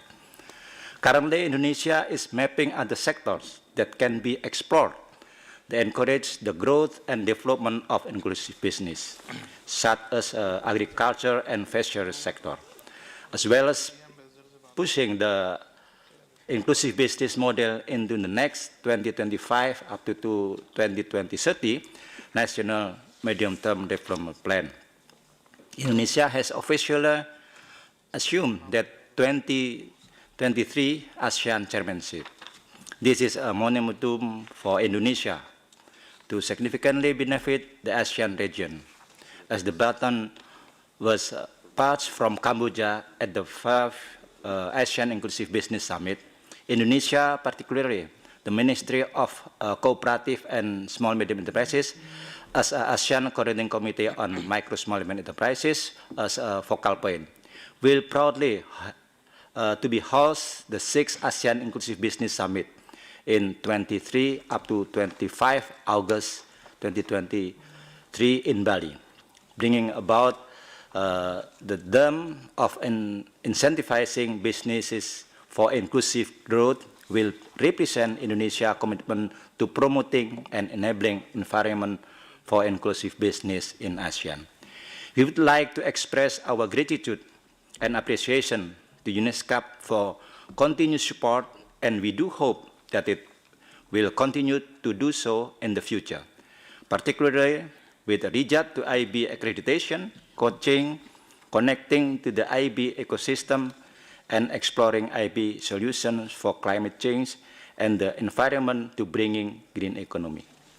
We are excited to have a collaboration and cooperation with the development partners, government agencies, business associations, civil society, and other relevant stakeholders to continue working collectively to promote and support and drive inclusive business in the region. Thank you. Thank you, Indonesia. The next country statement will be made by Singapore, followed by China. So, Singapore, you have the floor. Morning to all. We have started to develop the social enterprise ecosystem since 2015. There are no policies and legislation to promote social enterprise in Singapore, so we decided to develop the sector from ground up. At the moment, we have about 350 members under our membership, and membership are based on a renewal basis where we look at their business model and also the impact that they have achieved. The standardization that we have achieved over the last 7 years meant that there is a level of impact allocation that we put it to the business that they have to achieve year on year. And what this has done over the last few years is acceptance and adoption of this framework. We feel that the standardization is key in developing the ecosystem so that there will be no confusion in terms of resource allocation accordingly to the investors or the impact investors that are slowly gaining interest in investing in social enterprises. Most of our members are SMEs and MSMEs, and also more importantly, startups. 2 points here for the SMEs and MSMEs. What we have again, to the point of extent, developed this over the last 7 years is acceptance and adoption. We are now able to convert the other SMEs to join or to have a characteristic of a social enterprises so that their impact or their social impact can be enhanced. This is something that we felt that the early days of standardization helps, and the next phase of our work is actually to convert the SMEs. Now for the startups, we felt it's easy for them to adopt early days than to convert later on. So we are also investing in startup with an impact nature, again, imposing that the resource allocation to impact has to be at least 20% of their business activities. And our way of measuring impact actually would circle back to the UN SDG. This is something declared on an annual basis, and therefore we can actually learn from the sector perspective what impact have they created year on year. On impact investments, we take the same approach. We started this in 2015. We actually do our own fund for the first few years, a small, humble fund of 15 million Sing. And what this has done is to catalyze other funders as well. Lots of learning lessons, and the standardization is key here. Our expected returns on investment is slightly lower to the market, but we are able to journey the social entrepreneurs founder to scale their impact. Lately, we launched our first sustainability impact accelerator. We partner with a local venture capital. We opened the application outside of Singapore as well in ASEAN. This is our second run now. Almost 50% of the applicants are outside of Singapore. We like to think that they, again, to build this from a regional perspective, we felt that standardization is very important. The commonalities of terms and objectives are also just as important. And therefore, we urge UN ESCAP to to provide resources to promote this regional cooperation. Last of all, I think there's a lot of focus on E or the climate these days. Noted that that is just as important, but we need to focus the same on the S of the ESG. More and more, there is no accepted global framework on what is S and how do we achieve S. Akin to the climate strategy of a net carbon zero, we need to do the same for S. I think the human-centered impact is just as important, and therefore we encourage ESCAP to provide resources, learning strategies, sharing strategies among all the member nations to promote the S of the ESG. Thank you very much. Thank you, Singapore. Next country statement will be made by China, followed by Thailand. So China, you have the floor. 主席先生，各位代表，企业是区域创新和经济增长的动力源泉。在发展中国家，企业贡献了84%的 GDP 和90%的就业。加强企业创新动力和能力，对于促进亚太可持续发展具有重要的意义。古特雷斯秘书长指出，我们需要企业领导者发挥其巨大的影响力，来推动包容性增长和机遇。没有任何一家企业可以无视这项努力，没有任何一项全球目标无法从企业投资中受益。中方积极践行新发展理念，深入实施创新驱动发展战略，企业日益成为中国创新体系的核心主体。截至2022年6月，中国企业主体已突破 1.6 亿户，近10年来年均增速超过 15%。中国企业研发经费投入占全社会研发投入比重持续上升，2021年已经达到 76.9%。企业专利申请和授权量占国内专利申请授权总量超过 60%。主席先生，各位代表，加强企业创新，应当加强政府政策支持力度，为创新创造良好环境。应当发挥行业领军企业的示范效应，带动行业内大中小企业的融通创新。应鼓励创新意识强、经营管理能力卓越的战略型的企业家发挥更大的作用。应让企业成为培养和使用人才的主体，深化产教融合，形成企业人才与高校科研人员的流动机制。应支持本国企业融入全球创新网络，加强国际交流合作，分享创新经验和机遇，以创新促进区域可持续发展和繁荣。谢谢。Thank you, China. The next country statement will be made by Thailand, followed by Russian Federation. So, Thailand, you have the floor.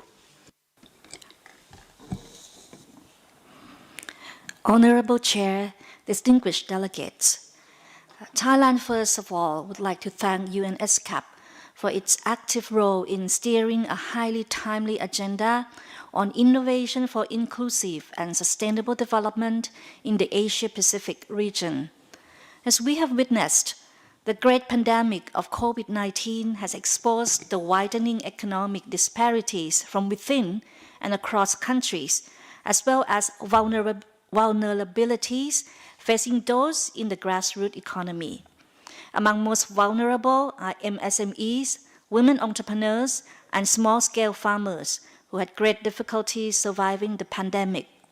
As such, global consensus has emerged towards enabling innovation and high-impact inclusive growth model as tool for sustainable recovery, particularly within the grassroots sector. During the pandemic, digital innovation and adoption has helped entrepreneurs overcome varieties of market and financial barriers. Worldwide, small firms with hybrid business models that incorporates both online and offline operations and services have proven not only to survive the pandemic, but also record significant income growth. Yet, the remaining challenge is how to make the recovery and growth inclusive across the economy, particularly among the grassroots and agricultural sector. In response to the need for inclusive growth, the Thai government has issued a 20-year national strategy, 2018 to 2037, with the ultimate goal for Thailand to become a digital economy. The core issue is to unleash the grassroots farmers and MSMEs from poverty trap with speed and scale. Additionally, Thailand's 13th Economic and Social Development 5-year plan, just issued last year, has prioritized the restructuring the country towards innovation-based economy while promoting inclusive growth through the policies and measures targeting the need of MSMEs and the grassroots sectors. To enable innovation for inclusive development, the Office of SMEs Promotion of Thailand is now working with assistance of the UN ESCAP on the 3-year project to promote the growth of inclusive business model in Thailand, focusing on the agriculture sector. The goal is to promote an inclusive agricultural transformation in Thailand through the establishment of an enabling environment for the creation of new agribusiness and making agribusiness more inclusive by incorporating MSMEs into global value chain. Our collaboration with UN ESCAP for the next 2 years will concentrate on raising awareness among the public and private sector on the inclusive business model, fostering inclusive business and inclusive investor network, identifying impact measurement and methodology for future accreditation, and hopefully we can eventually introduce impactful measures to incentivize more investment and startups in inclusive business across Thailand. Last December, Thailand had participated in the South-South Cooperation Forum on Inclusive Business organized by UN ESCAP in New Delhi, India, where several agri-tech startups presented ideas on how they can help farmers adopt digital transformation and other innovation through platforms that link precision agricultural technologies, weather forecast data, buyers, and even supply chain financiers to small-scale farmers wherever they are. We would like to request and encourage UN ESCAP to continue to introduce more of similar forum which involves agri-tech startups working on inclusive business model to share their best practice with the public and private sector, including investors in our Asia-Pacific region. As this is the way to accelerate inclusive business startups in agricultural sector. Thailand, can you please cut it short? On this final note, Thailand would like to once again thank the UN ESCAP for assisting inclusive business development in Thailand. We look forward to our remaining 2 years of cooperation, and we also look forward to exchanging best practice and knowledge with other member states in light of achieving regional sustainable development goals. With that, I thank you all. Distinguished delegates, we are running short of time, so may I again remind you that if you have a longer statement, you can definitely submit your whole document, but please place only the summary of your country statement. Thank you. So the next country is Russian Federation, followed by Cambodia. Russian Federation, you have the floor. Уважаемые коллеги, экономика в мире и в регионе в последние несколько лет развивается, в том числе благодаря цифровой трансформации, которая значительно ускорилась во время пандемии. И чтобы продолжать следовать этой траектории, мы считаем необходимым работать над сокращением цифрового разрыва в странах Азиатско-Тихоокеанского региона, как с точки зрения цифровой инфраструктуры, так и с точки зрения цифровых навыков, и особенно для уязвимых категорий населения и в удаленных и сельских территориях. С 2018 года в России реализуется национальный проект по цифровой трансформации. Он охватывает как вопросы актуализации регуляторики, так и подготовку кадров, развитие практических цифровых решений и сквозных технологий. Помимо государства, в проект вовлечены также представители бизнеса, экспертного сообщества. Мы совместно работаем над устранением имеющихся барьеров, которые препятствуют развитию цифровой экономики в России, в том числе в таких сферах, как финансовые технологии, интеллектуальная собственность, онлайн-торговля, телемедицина. И в рамках проекта функционирует формат, на котором я хотел бы остановиться чуть подробнее, формат регуляторных песочниц в сфере цифровых инноваций. Этот формат позволяет бизнесу разрабатывать и внедрять технологии в более гибкой правовой среде. Так, уже запущены такие эксперименты в сферах телемедицины, грузоперевозок, беспилотных такси и другие инициативы, содействующие достижению устойчивого развития. Чуть подробнее остановлюсь на беспилотном транспорте. В 38 регионах России уже действует проект по беспилотным легковым и грузовым автомобилям с участием бизнеса. Данный эксперимент в обозримом будущем станет механизмом реализации высокотехнологичных проектов маяков под кураторством правительства. На данный момент это самый масштабный проект на территории страны, который позволит получить практический опыт коммерческой эксплуатации беспилотников. И в рамках этого же проекта подготовлена инициатива по беспилотным логистическим коридорам, которая призвана позволить внедрять крупным перевозчикам беспилотный автотранспорт в свои бизнес-процессы. Помимо автотранспорта мы также изучаем возможности беспилотных авиатехнологий. Мы прорабатываем условия для функционирования инновационных технологий беспилотных авиасистем, для их использования в сельскохозяйственной деятельности и для упрощения логистических цепочек. В условиях пандемии особое значение имеет развитие цифровых технологий в сфере медицины. В декабре прошлого года запущен пилотный проект по дистанционному наблюдению за состоянием здоровья граждан с помощью электронной системы персональных медицинских помощников.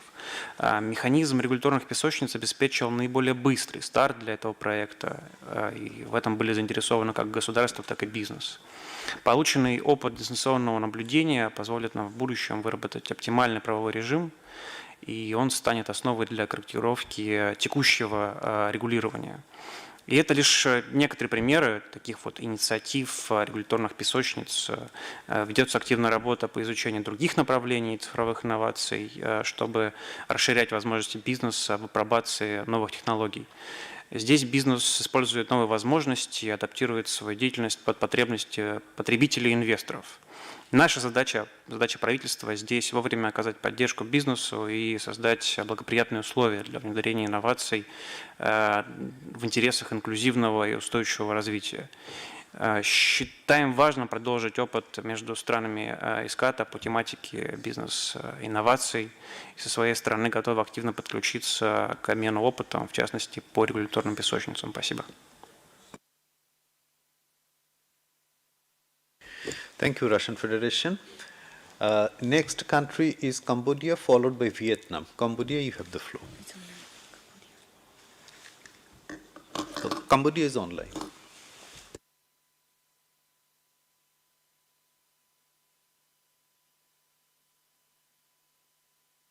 Yes, Cambodia, you have the floor. Yes, can you hear me? Yes, please go ahead. Yeah, thanks so much.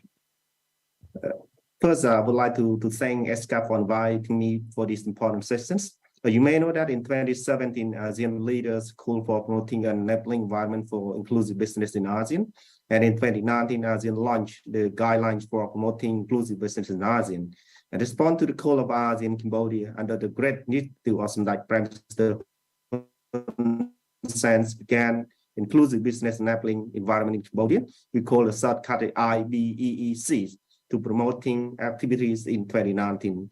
Since then, Cambodia has been seen as an active and leading countries in promoting the IB agenda. Inclusive business are crucial to Cambodia as well as our country. It is undeniable that investment in IB models may grow more inclusive, resilient, and contribute to development, economic transformation, industrial and digital transformation, and innovations. IBs embrace sustainability commerciality, viability, social impact, and innovation within its core principle. In these scenarios, IB business model creating triple wins for the poor, poverty reduction, and better living standard, the private sector, the commercial return, high productivity, and innovations. And for societies, it promoting economic, social, and technological transformation. There have been many key achievements which Cambodians have acquired. One is we launched the first lender support of ESCAP and IBAN. Two, we have drafted the IB strategic action plan for both versions in English and Cambodian. The third one, we organized the first IB accreditations in August 2021, and the first IB award recognized the 18 companies as IB companies. Fourth, we have prepared the second IB accreditation to other 50 companies in 2023. We also have established an IB steering committee and signed by the Prime Minister of Cambodia to lead the IB promotion, whereby representatives of government institutions and business associations are involved. We also have established the IB secretariat group by our senior ministers, the Minister of Industry, Science, Technology, and Innovation, works and coordinate for the IB steering committee. And we had accredited the IB model companies. And last year, we have hosted a very successful 5th ASEAN Inclusive Business Summit and the ASEAN Inclusive Business Award 2022 in Siem Reap province of Cambodia with the tremendously support from the ESCAPs and IBANs. From the experience of promoting IB, Cambodian believe that a formal structure within the country where representatives from the public sectors and private sectors are involved is a sustainable mechanism for the long run. When there is a team, the policy work has to be actively taken to initiate ongoing activity to foster the program where the local context is integrated. Government promoting IB should take into consideration that financial incentive to support IB company to expand and create IB business line are crucial, not just for the commercial purposes, but also for socio-economic development, where those incentives will be turned into job creation, affordable products and services, innovations, and economic resilience, massively contributing to poverty reduction and sustainable and inclusive development.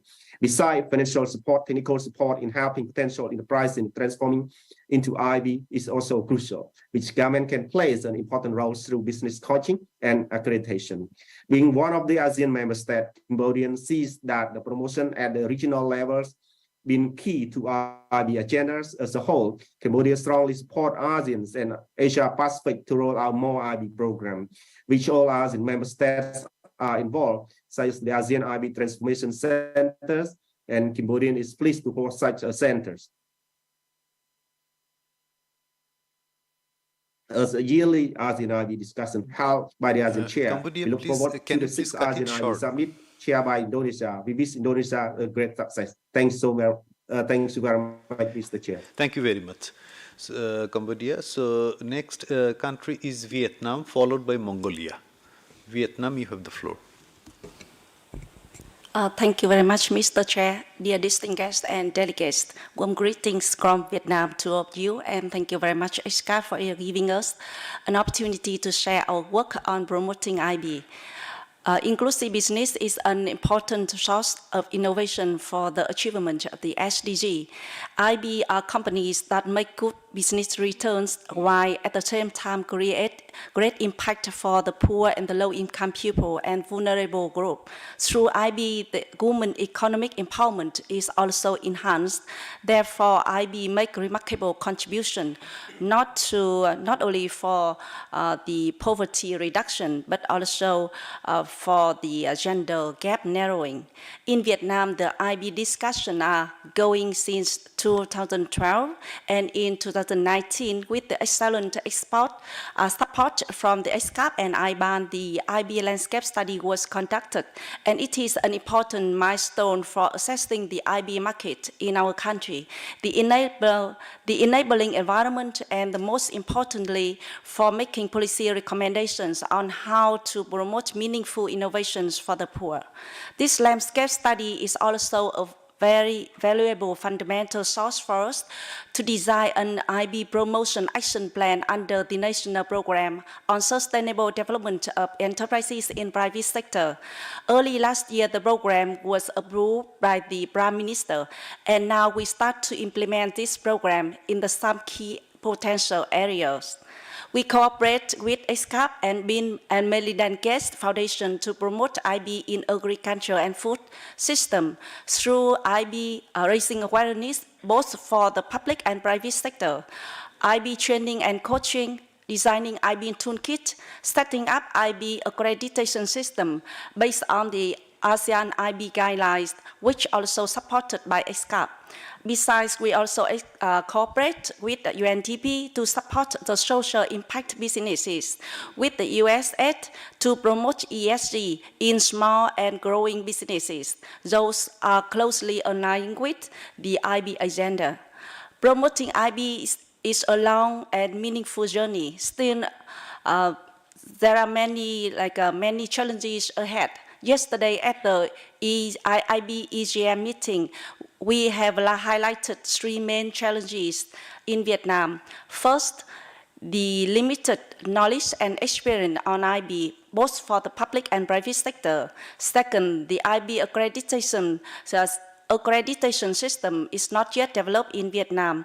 And third, there is not yet has any financial incentives for IB in Vietnam. So we would like to recommend and encourage ESCAP to continue your long-term commitment and strong support for IB work, building more evidence base of the effective policy and facilitate knowledge sharing between policymakers in ASEAN Pacific region, and to support IB accreditation system to link to investment to give credibility. ESCAP can help to explore original risk reduction fund for impact investor on IB, or a regional fund for financing IB grassroots innovation in private sector. Market is also very important for IB, so we encourage ESCAP continue support through coaching, IB branding, or IB trade fair exhibition or roadshow. Thank you very much and wish you all good health and success. Thank you, Vietnam. And finally, we have Mongolia. Mongolia, you have the floor. Thank you, Mr. Chair. Distinguished delegates, ladies and gentlemen. By 2030, Mongolia aims to be a stable middle-income country that has eradicated poverty in all forms, reduced inequalities, and preserved an ecological balance. To achieve these goals, we need diversity among entrepreneurs and businesses and investors that support social inclusion and environmental sustainability. Diverse entrepreneurs, including companies led by women and minorities, will allow our economy to address all the market gaps and business opportunities that will allow our economy to thrive. Inclusive businesses that addresses the needs of low-income and marginalized groups while creating value for companies. Social enterprises are bringing valuable services to communities and supporting a green transition. Impact investors move financing into the segments of the economy where the positive impact on society and the planet is highest. We are encouraged to hear about the efforts made by several governments across Asia and the Pacific to promote women's entrepreneurship, the green transition of businesses, inclusive business, social enterprises, and impact investment. Therefore, we would like to recommend that the Secretariat continues to promote these agendas and support ESCAP member states to share knowledge and expertise on these agendas through regional and South-South exchanges on good practices. In this context, I would like to thank the UN ESCAP for its partnership with Mongolia in developing the Women Entrepreneurs Growth Fund, which was launched earlier this month. This fund, which will support women entrepreneurs in Mongolia through technical assistance and seed funding, is an important step.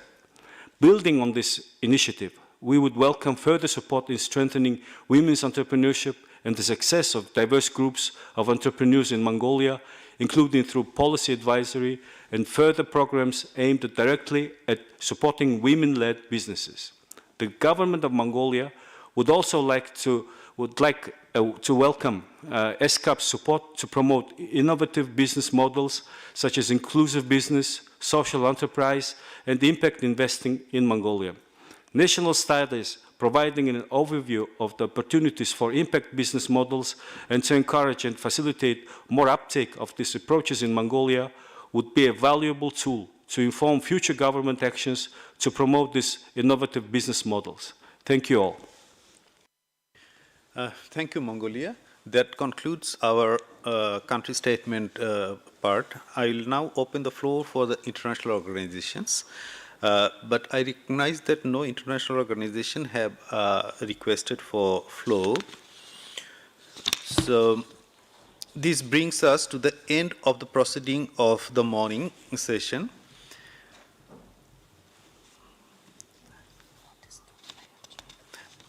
On this note, I adjourn the meeting session. We will resume the proceedings at 1400 hours with country statements. No. Yeah. With agenda item 6. Yeah. With agenda item 6. The chair of this agenda item will be Mr. Nurbolat Alimaev, the Councillor and Deputy Permanent Representative of Kyrgyzstan to ESCAP, of Kazakhstan. Thank you very much.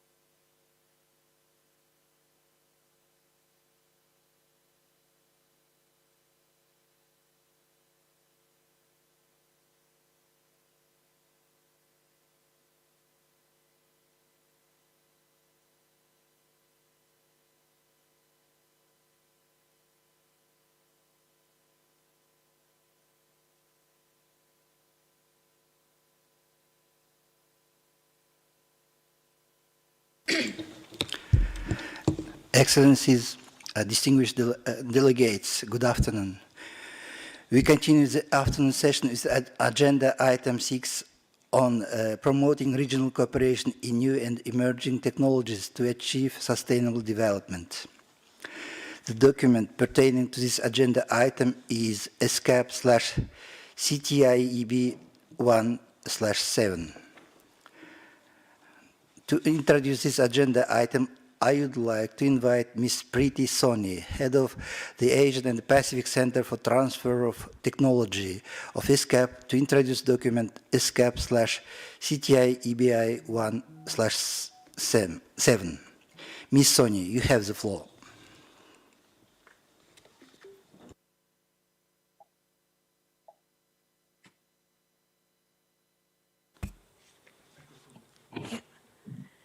Good afternoon, distinguished delegates, ladies and gentlemen.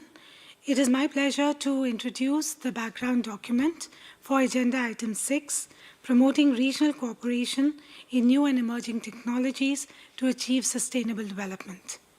Next, please. New and emerging technologies, including the Fourth Industrial Revolution technologies, are important for accelerating progress towards meeting the Sustainable Development Goals. They have the potential to improve productivity and efficiency, raise incomes, and improve quality of life. There has been a rapid growth in development and utilization of these technologies, which is corroborated by the increase in their market size, globally and in the Asia-Pacific region. The Asia-Pacific comprises some of the most innovative countries in the world, and these countries have shown dynamic innovation performances and advances in key innovation indicators over the past few years. Next, please. The Asia-Pacific region shows slow progress towards achieving the SDGs.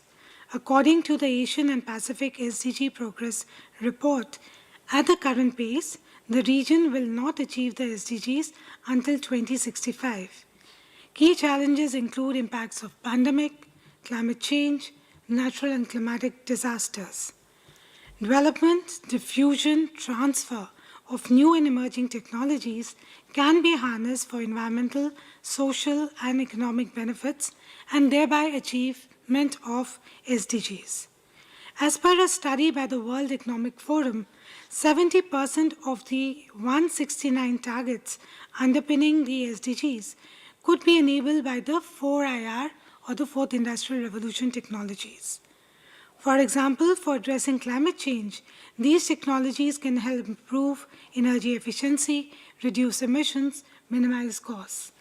Some examples of these technologies include AI-enabled smart solar energy systems, intelligent motors, machine learning techniques for accurate rainfall and climatic predictions, and drone-based solutions for sustainable agriculture. Next, please.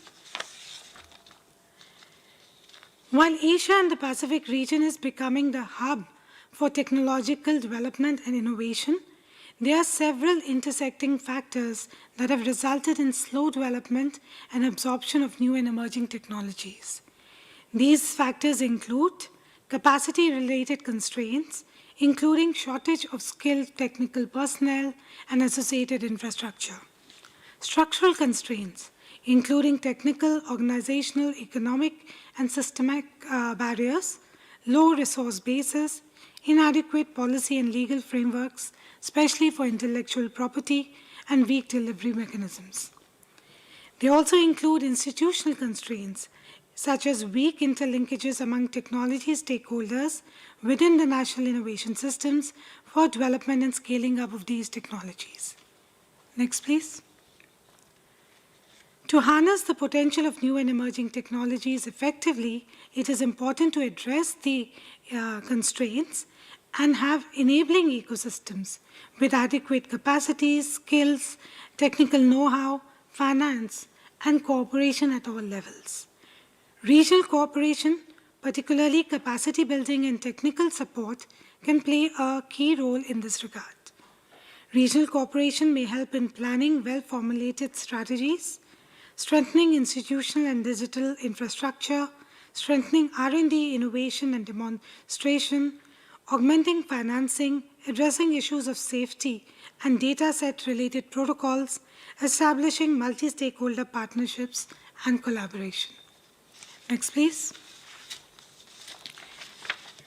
Recognizing the importance of technologies for sustainable development, the Secretariat, through its ESCAP's divisions and the Regional Institute, Asian and Pacific Center for Transfer of Technology, has been engaged in activities to promote the development, absorption, scaling up, and transfer of technologies. The primary focus of APCTT in the years 2021-2022 were organized around 3 key outcome areas. These were, firstly, regional technology cooperation strengthened. Under this outcome, the Center facilitated 5 consultative meetings to strengthen technology cooperation among member states and identify strategies for cross-border collaboration. These were in the areas of healthcare, biotechnology, COVID-related technologies, emerging climate-relevant technologies. Second outcome is innovation and technology transfer capacity enhanced. The Center organized 13 demand-driven capacity building activities as requested by the member states in areas of innovation, 4IR technologies, decentralized power plants, smart grids, air pollution control, IP management, renewable energy, and circular economy. The third outcome is technology intelligence enhanced. This was mainly done through analytical work and knowledge products. Knowledge products included online periodical Asia Pacific Tech Monitor and publications including a guidebook on intellectual property rights and management for policymakers and theme papers on various topics including innovations in Fourth Industrial Revolution technologies. Next, please. As part of all these activities over the last 2 years, specifically for capacity building and fostering regional cooperation for new and emerging technologies, a series of international capacity building events were organized by the Center. These have been listed over here. Deliberations at these events resulted in several observations and recommendations, including recommendations for APCTT to work towards strengthening stakeholder capacities, redesign educational curriculum, reskilling and upskilling of workforce, promoting innovation through incubators and collaborative platforms, knowledge sharing and partnerships for regional cooperation. The APCTT's strategic plan for the next 5 years, that is for the period of 2023 to 27, also envisage enhanced cooperation for adoption, diffusion, and transfer of innovative and emerging technologies in the Asia-Pacific region for addressing climate change and achieving SDGs. APCTT would strive to be a facilitator or enabler for regional cooperation and a capacity building and knowledge hub for innovative and emerging technologies for addressing climate change and for SDGs. Next, please.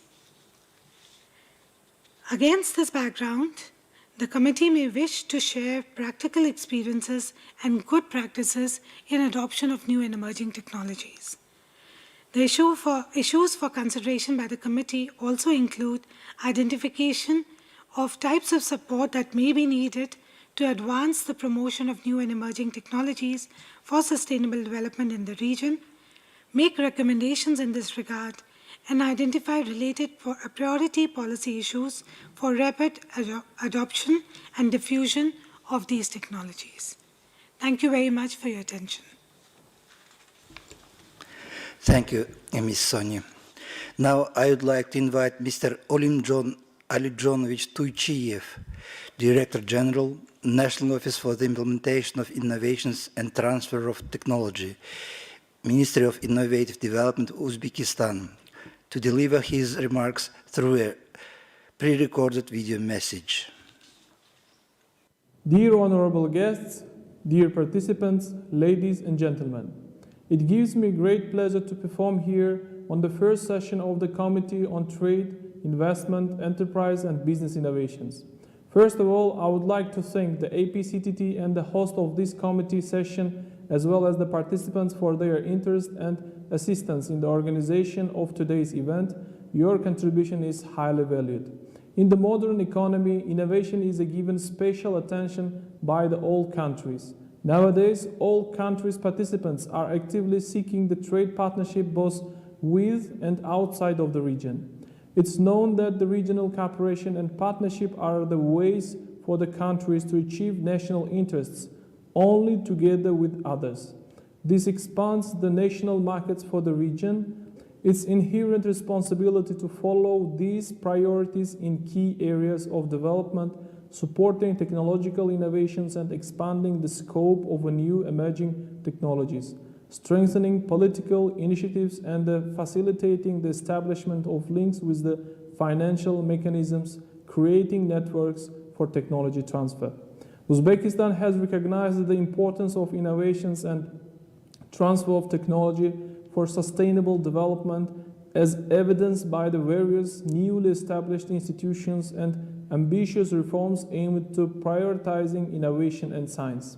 Despite the fact that Uzbekistan has implemented many innovative reforms and with them new institutions, agencies, and the policy instruments, policy measures need to be further adapted to the ongoing structural changes in the economy in accordance with the national strategic priorities. In order to create the most favorable environment for the integration of higher education institutions and industries, the Ministry of Innovative Development and the Ministry of Higher and Secondary Specialized Education have recently joined forces and became the Ministry of Higher Education, Science and Innovation. These changes is believed to open a new effective ways to ensuring the transfer of scientific developments and the innovations into industries and meeting economic needs of the country. I would like to highlight some of the achievements of the ministry in the numbers. During 2019 to 2022, 176 startup projects were funded by the Ministry of Innovative Development. As a result of these startup projects, 1,100 new jobs were created. In particular, by the ministry, a total of $3.5 million worth 52 startup projects were financed in the rural areas. And 460 new jobs were created. Consequently, more than 150 small and medium-sized business enterprises were established. More than 200 new and innovative products and services and technologies have been established at these enterprises. As of 2022, in the field of development of the structure for the innovative ecosystem, established 6 new technoparks, 2 business incubators, 3 business accelerators, dozens of training centers, and 2 innovative polygons in the regions. Besides that, as a result of regional and international cooperation during these years, 87 investment projects were implemented together with our partner countries. We are witnessing the work of APCTT as a crucial to exploring a key element in encouraging Asia-Pacific countries to implement mechanisms to support regional cooperations by engaging them into innovative approaches to the cooperation and partnership. We all need environmentally sound policy actions to strengthen the regional cooperation and technology and innovation. Regional cooperation is one of the ways to achieve the national interests of the country only together with others. This will expand national markets for the region. APCTT is increasingly focusing on the innovative ecosystems and implementation mechanisms at the national and sectorial level, as well as a capacity building through the regional expert group meetings and training for policymakers, as well as technology promotion and transfer institutions. Taking into account all above, there are some areas where the special focus is needed in cooperation with member states of APCTT. First of all, agricultural sector is in urgent need to strengthening the promotion of regional cooperation in the field of new technologies. Due to the fact that this sector is lagging behind in terms of creating favorable conditions for the full development of agricultural industry, because many countries are also faced with the natural conditions, poor ecology and its negative impact on the occupied lands, and of course on the health of the population. Food security is another very important sphere where the careful attention is required. In order to lead an active and healthy life of the population, we need to ensure the situation where all the people have the physical and economic access to the quantitative safe food. In conclusion, I would like to state that we must take further steps to ensure the collaboration between and amongst our countries towards strengthening cooperation in innovation and technology for achieving sustainable development. Thank you for your attention. Thank you, Mr. Tuchiv. Now I would like to invite Professor Sirirurg Songsivilai, Permanent Secretary, Ministry of Higher Education, Science, Research and Innovation of Thailand, to deliver his remarks through a pre-recorded video message. Dr. Preeti Soni, Head Asian and Pacific Center for Transfer of Technology, United Nations Economic and Social Commission for Asia and the Pacific, ESCAP. Distinguished participants, I am delighted and honored to be with you at the first session of the Committee on Trade, Investment, Enterprise and Business Innovation on Agenda Item 6, promoting regional cooperation in new and emerging technologies to achieve sustainable development, held in Bangkok here today.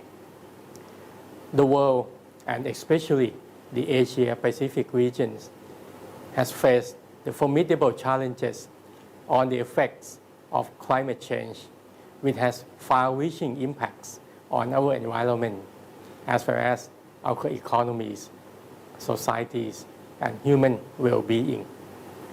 To tackle these challenges, we need to utilize innovative and emerging technologies for mitigating and adapting to the impact of climate change and achieving sustainable development goals.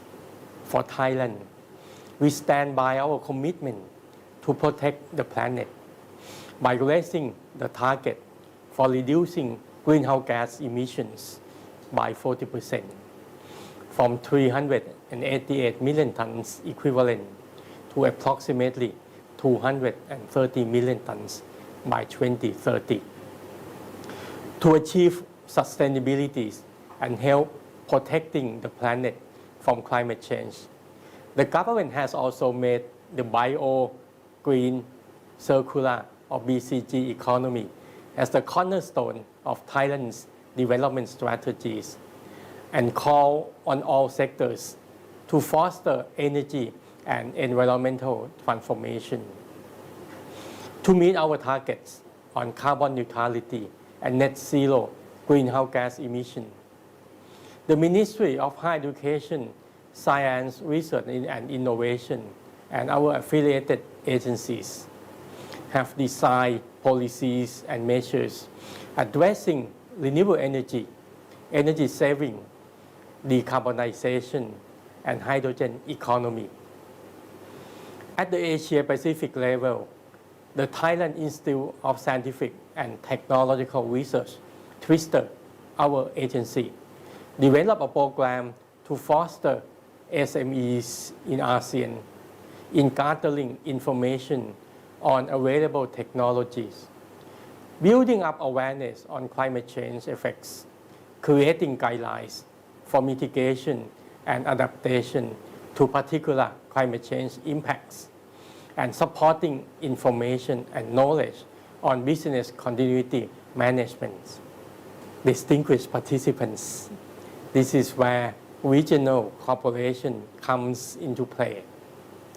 The APCTT has served as a regional platform to support the development and transfer of climate technologies and also coordinate multidisciplinary research efforts by sharing expertise, resources, and technologies to respond to climate change.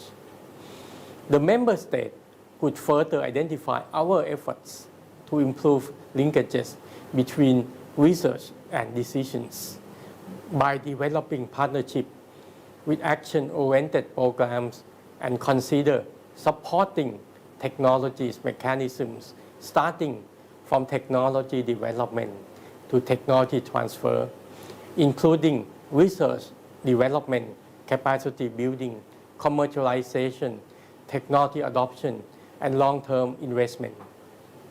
We must work together with a shared vision and a shared purpose to achieve a sustainable future for our regions and for our planet.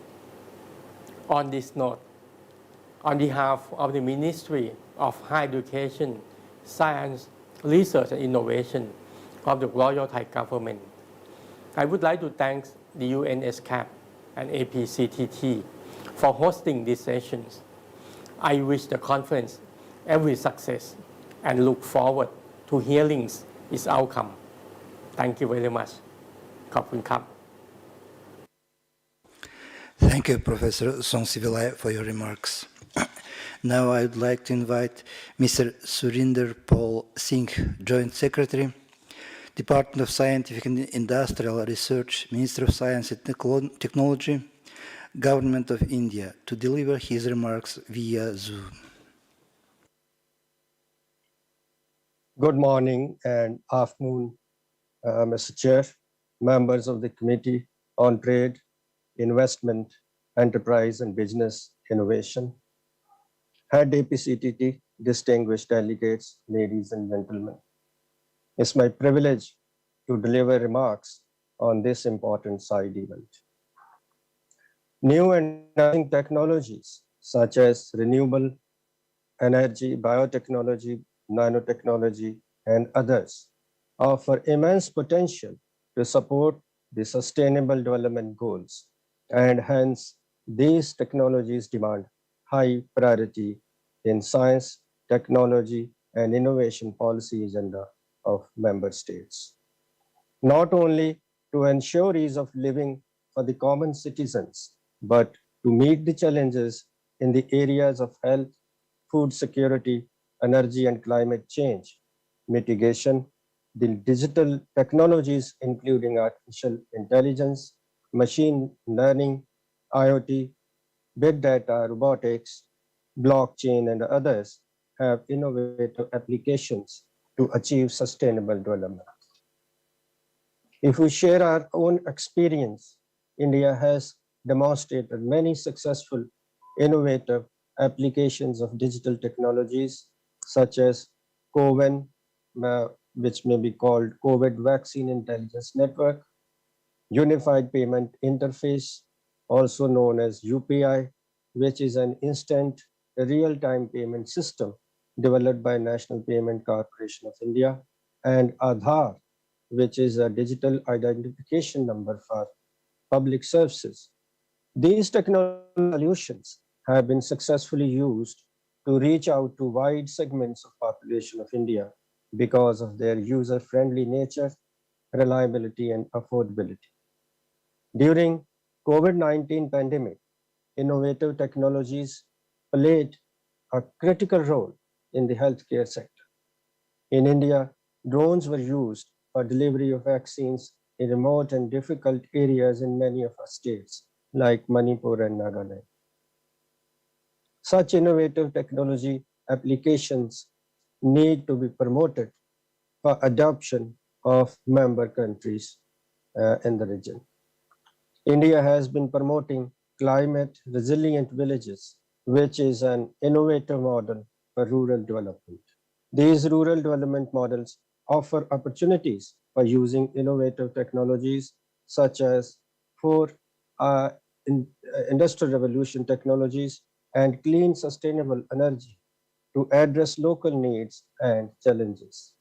Smart energy generation to smart grids in distribution and smart consumption of power becoming a reality today. Climate smart agriculture is another such innovative concept which has been gaining traction recently. India is aiming to adopt clean energy solutions, and a lot of policy focus has been concentrated in this area, especially green hydrogen production, storage, and utilization.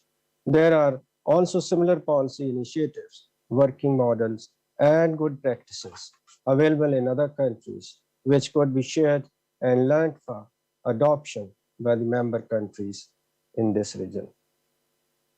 Exchange of knowledge may be very useful on some key technologies such as grid integrated solar photovoltaics, smart grids and microgrids, energy storage systems, electric vehicles, among others, like management for alternate energy, green hydrogen, carbon negative technologies, ocean biomass, biofuel, 5G based smart grids, climate protection, and sustainable through various capacity building programs among the members of the Asia Pacific region.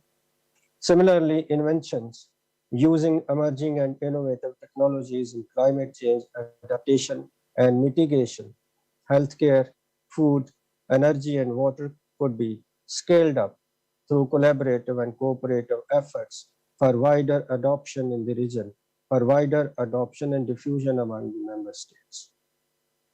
Key issues in the uses of emerging technologies, particularly 4IR technologies, are data safety and security, where countries need to exercise caution through mutual sharing of knowledge, experience, and good practices.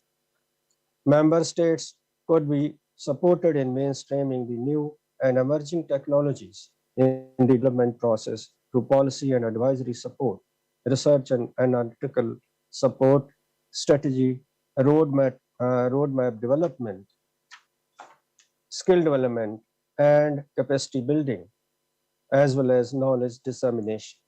The Asian and Pacific Center for Transfer of Technology of ESCAP can play a catalytic role in cooperation with member states in this respect.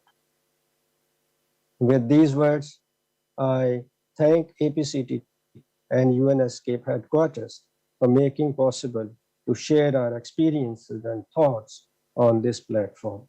Thank you. Thank you, Mr. Singh, for your remarks.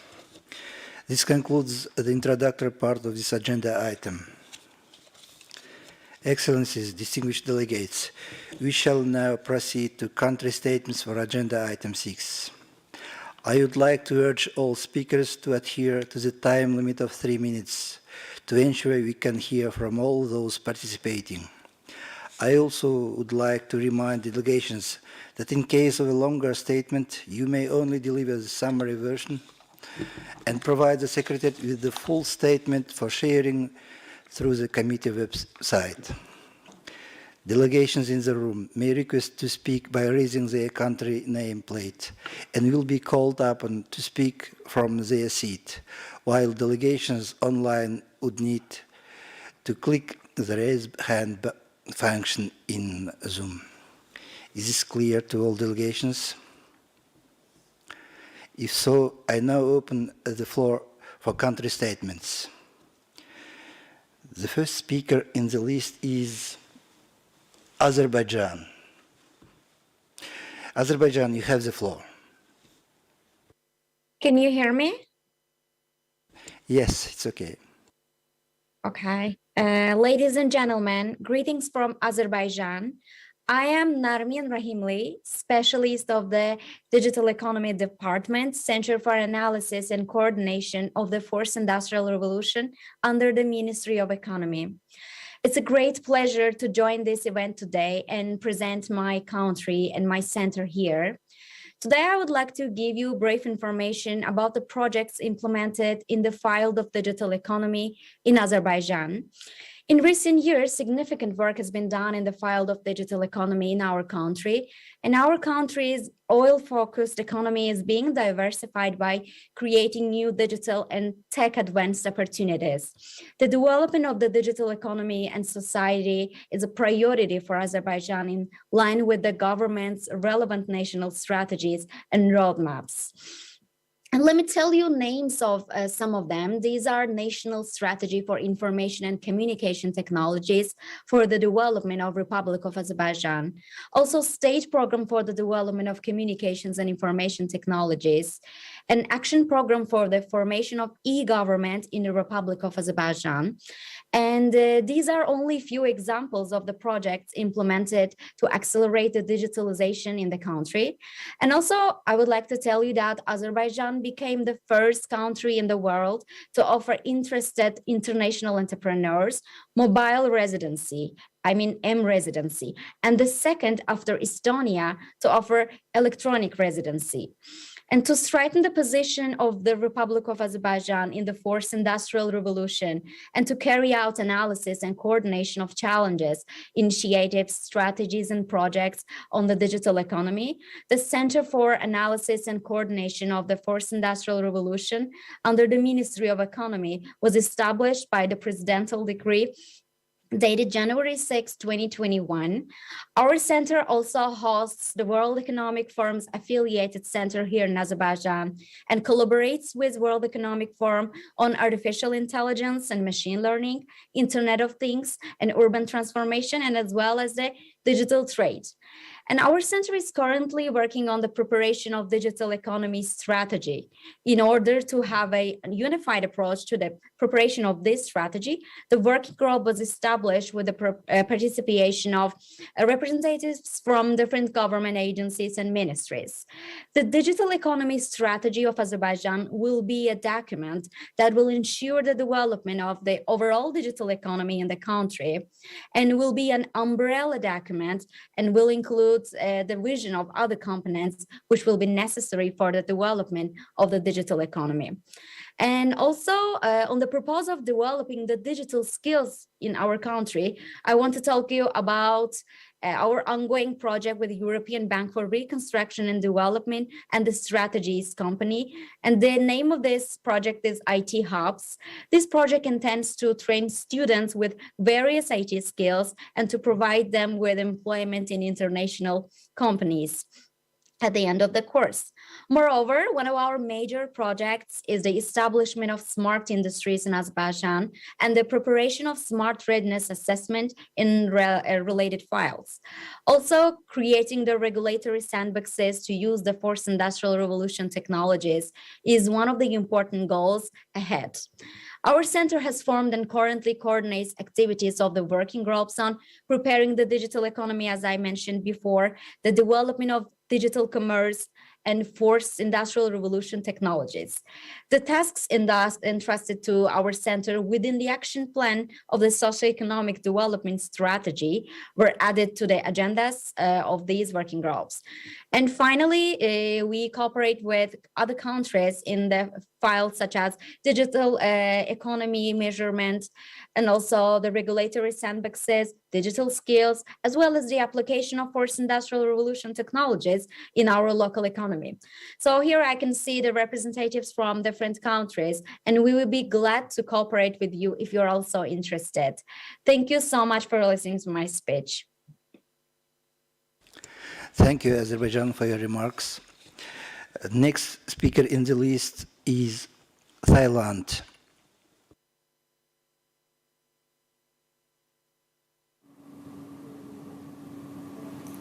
Hello everyone, my name is Prati Wongmandit, the Deputy Governor of Research and Development Group for Sustainable Development from Thailand Institute of Scientific and Technological Research, or TISTER, under the Ministry of Higher Education, Science Research and Innovation, or MESI.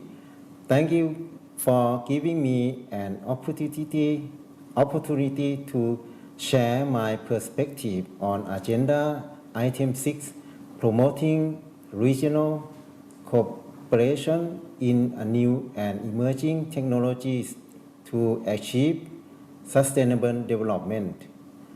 A new and emerging technologies have the potential to address developmental challenges in today's dynamic world and deliver innovative solutions for sustainable development. Support of APCTT on capacity building, technology transfer, and adoption of technology enable to sharing the know-how between member countries to promote their innovation, intellectual property, and research initiatives. APCTT's work foster partnership and network among Asia Pacific region, encourage member countries to develop, transfer, and adopt technologies to achieve the Sustainable Development Goal, as well as enhance personal capacities build and skills. APCTT help create environmental for the sharing of best practice in policy making and management to ensure the effective implementation of foreign research and development. An accurate and affordable cost of carbon measurement and analytic technology should be taken into account as the issue of climate change is becoming more serious. Thailand has a set of goals to be a carbon neutral country in the year of 2050. A carbon cap is a permit that allows private companies to emit a certain amount of carbon dioxide and other greenhouse gases. It is one of the mechanisms to mitigate climate change and promote the concept of doing business in a more environmental concern, which is in accordance with the bio-circular green economic model.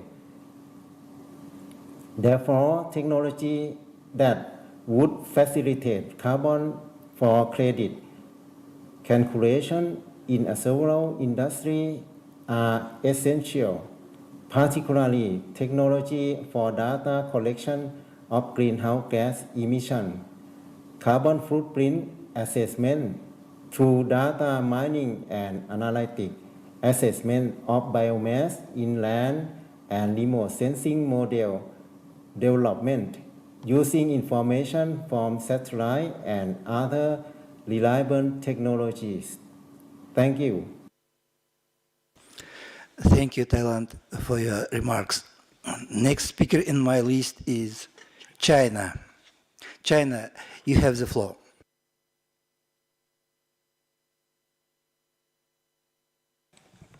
主席先生，各位代表，科学技术是第一生产力，也是实现可持续发展目标的驱动力。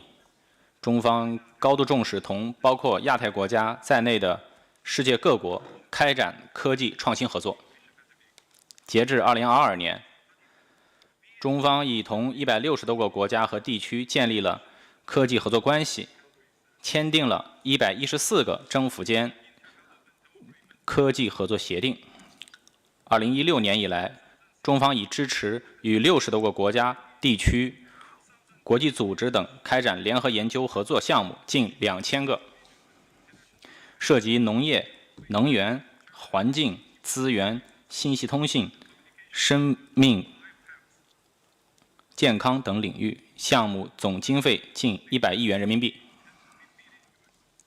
中方深入实施“一带一路”科技创新行动计划，已启动53家“一带一路”联合实验室建设，支持3500余人次青年科学家来华开展科研工作，培训了超过1.5万名国外科技人员，资助专家近2000余人次。面向东盟、南亚、阿拉伯国家、中亚、中东欧国家、非洲、上合组织、拉美，建设了8个跨国技术转移平台，并在联合国南南框架下建立了技术转移南南合作中心，基本形成了"一带一路"技术转移的网络。去年11月，中国成功举办了第5届国际进口博览会，意向成交金额达到735.2亿美元，比上届增长了3.9%。签约项目涉及绿色节能、数字化生产等多个新兴领域，来自127个国家和地区的2800多家企业参加了企业商品展，展示了438项代表性的首发新产品、新技术和新服务，有力促进了区域和全球新技术的交流和贸易。女士们、先生们，科技无国界，是促进人类发展进步的动力。近年来，少数国家以国家安全为由打压他国科技企业进步，以保护知识产权为由搞技术封锁、滥施非法制裁，滥用国家公权力打击他国科技企业。所谓的脱钩断链，严重违背市场规律，违背团结合作精神，不利于推进科技进步，也不利于促进科技合作。技术进步不应该被少数国家所垄断，发展中国家更不能永远被锁定在价值链的低端。ESCAP 各成员应坚持构建开放型亚太经济，充分释放创新潜力，坚持真正的多边主义，深化科技创新区域合作，共同打造亚太繁荣发展的光明未来。谢谢。Thank you, China, for your remarks. Next speaker is Philippines. Philippines, you have the floor. Thank you. Excellencies, ladies and gentlemen, the current priorities of the Philippines on science, technology, and innovation include the following 4 points, which are essential for the country's support for new and emerging technologies in the region.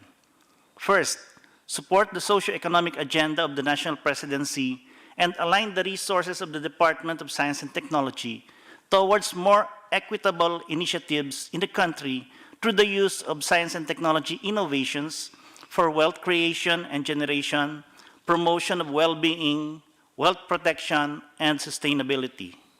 Second, strengthen existing and establish new partnerships on science, technology, and innovation of the department with other national government agencies, private organizations, academia, and international organizations to help the government bring science closer to the people, thus continuously creating solutions that are relevant, innovative, and will fill the gaps in various sectors and communities to achieve inclusive development.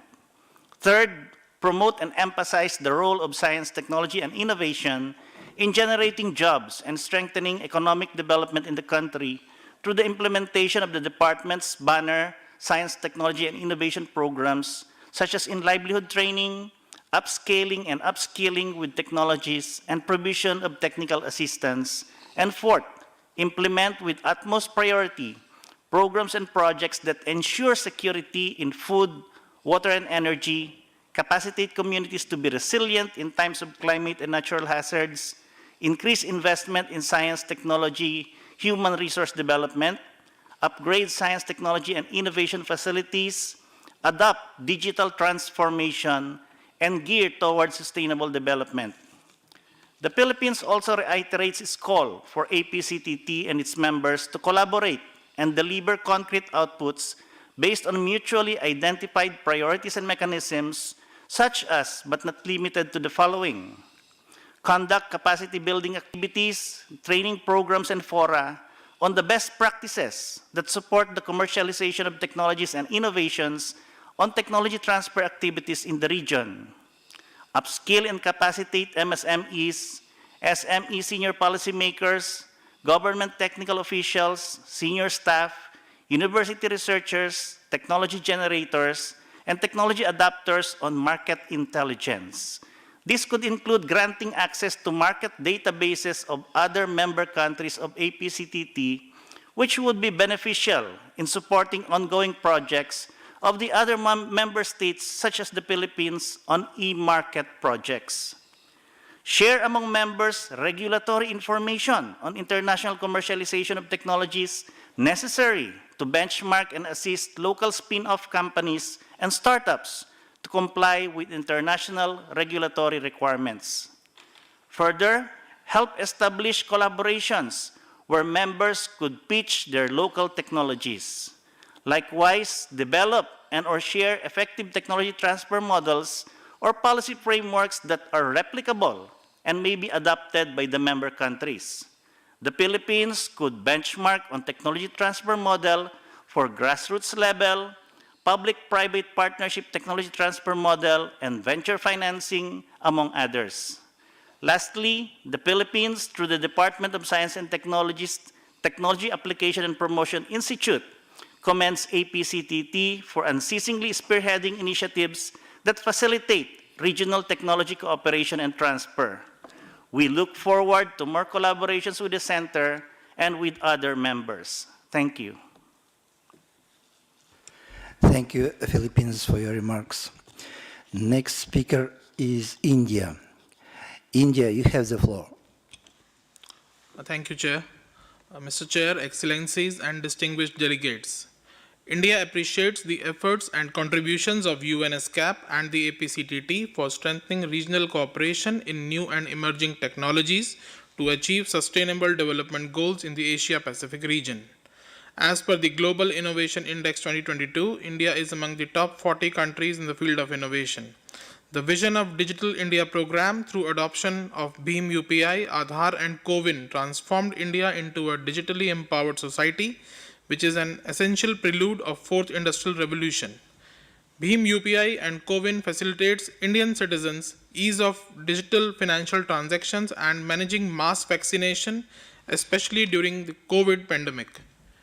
India is now prepping for cutting-edge technologies including artificial intelligence, blockchain, augmented reality and virtual reality, machine learning and deep learning, robotics, natural language processing, etc., which will be critical in the government and industry for planning and decision-making, expediting development, detecting new trends, as well as drawing out linkages. The Government of India has pioneered to initiate the national policies to promote Industry 4.0, which are mainly on advanced manufacturing, Internet of Things, blockchain, cyber physical systems, and artificial intelligence. Under the Digital India initiatives, Government of India, along with the state governments, has set up centers of excellence on Internet of Things at 4 different locations in the country. One of the objectives of these centers is to enable India to emerge as an innovation hub in Internet of Things through democratization of innovation and realization of prototypes. Artificial intelligence is expected to change the way we work and live. In view of its positive impact on the economy, the technology is being embraced by the countries across the world. With the objective of creating awareness and promoting use of artificial intelligence, a national AI portal of India has been developed by the government to prepare the nation for an AI future. The portal is a repository of research reports, datasets, case studies, educational institutes, courses, and articles about the ever-growing field of artificial intelligence.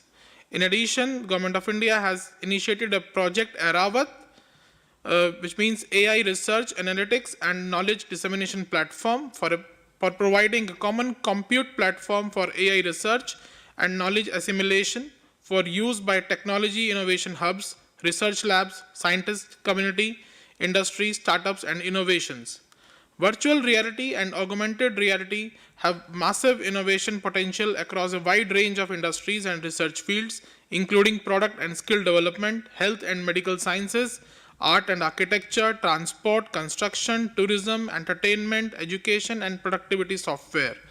With an objective to explore the opportunities in this niche area, Government of India has established a Center of Entrepreneurship for Virtual and Augmented Reality at IIT Bhubaneswar in the state of Odisha in association with Software Technology Parks of India. Besides Center of Excellence on Gaming, VFX, Computer Vision and AI and Center of Excellence on Blockchain Technology have also been set up in the states of Telangana and Haryana. Government of India acknowledges the importance of regional cooperation for mass utility of emerging technologies and realizing the objectives of SDGs. In this direction, Government of India has associated with Global Partnership on Artificial Intelligence, which is an international and multi-stakeholder initiative to guide the responsible development and use of AI. The Government of India expresses its strong support to ESCAP and APCTT and encourages ESCAP members states to contribute more to the work of APCTT to strengthen regional technology cooperation in the Asia Pacific. Thank you, Chair. Thank you, India, for your remarks. Next speaker is Tajikistan. Tajikistan, you have the floor. Thank you, Mr. Chair.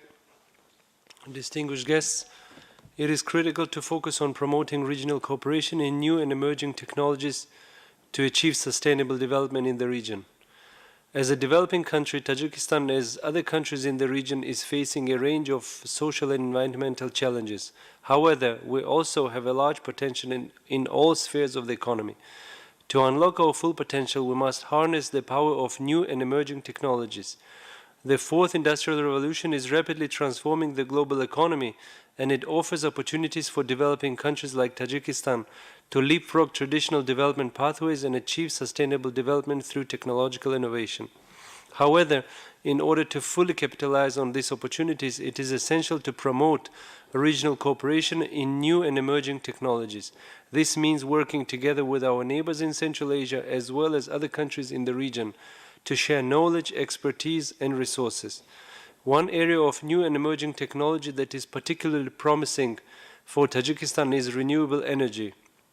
Tajikistan has abundant hydropower resources which could be harnessed to provide clean, affordable energy for both domestic use and export to neighboring countries. By working together with our neighbors to develop regional power grids and energy infrastructure, we can achieve economies of scale and maximize the benefits of renewable energy. Another area of new and emerging technology with great potential for Tajikistan is information and communication technologies. ICT can help to improve access to education and healthcare, create new opportunities for entrepreneurship and employment, and improve governance and public services. By working together with our neighbors to develop regional ICT infrastructure and promote digital literacy, we can create a more inclusive and sustainable digital economy.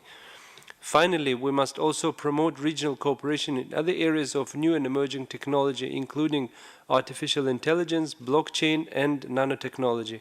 By working together to share knowledge and expertise, we can build capacity and create new opportunities for sustainable development. In conclusion, promoting regional cooperation in new and emerging technologies is critical for Tajikistan's sustainable development. By working together with our neighbors in Central Asia and other countries in the region, we can harness the power of technology to create new opportunities for economic growth, social development, and environmental protection. This requires a concerted efforts from government and private sector, civil society, and a commitment to working together to achieve our common goals. Thank you very much. Thank you, Tajikistan, for your remarks. In my list, there is no more request for country statements. I will now open the floor to international organizations. The delegates from international organizations, you may have the floor.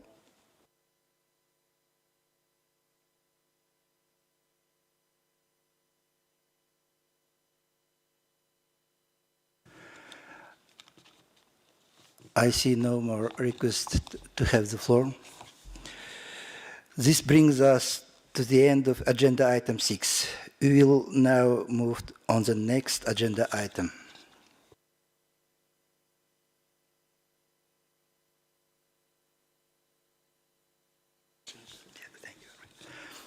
Excellencies, distinguished delegates, we shall now take up agenda item 7 on other matters. It's my pleasure to report on behalf of the Bureau on the status of credentials of representatives of member states to the first session of the Committee on Trade, Investment, Enterprise and Business Innovation, in accordance with Rule 12 of the Rules of Procedure of the Commission. The Bureau of the first session of the Committee on Trade, Investment, Enterprise and Business Innovation examined the credentials of representatives of 31 member states submitted in accordance with Rule 11 of the Rules of Procedure of the Commission and found them to be in order. The Bureau decided to defer any action on the credentials pertaining to the representatives of Myanmar at the first session of the Committee on Trade, Investment, Enterprise and Business Innovation, pending a decision by the General Assembly on the representation of Myanmar and in line with General Assembly Resolution 396V of 14th December 1950. Acknowledging the report of the Credentials Committee of the General Assembly at its 77th session. May I take it that it is the wish of the committee to take note of the report of the Bureau? I see no objections. It's decided. It is so decided. I would like to open the floor for any country statements on this agenda item.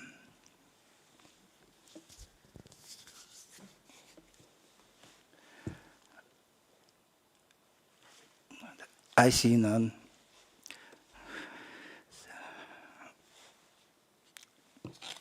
This brings us to the end of the proceedings for today.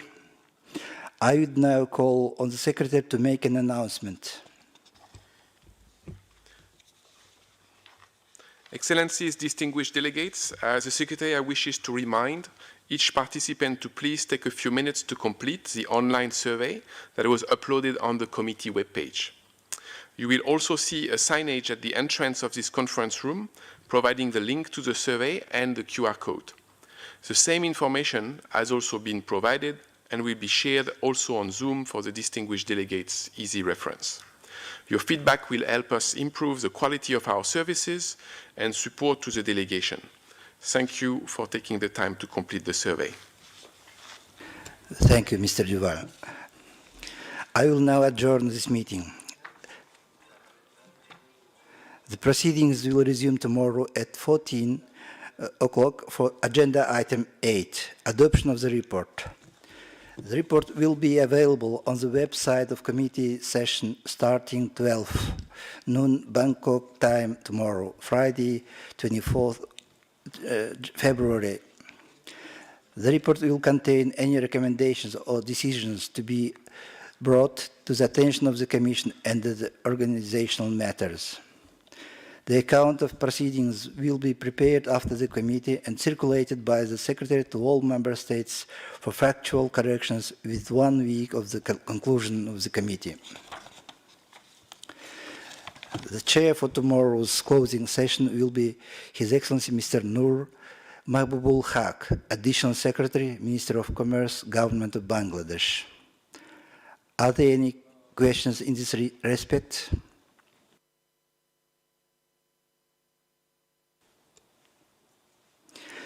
I see none. The meeting is now adjourned. Thank you very much.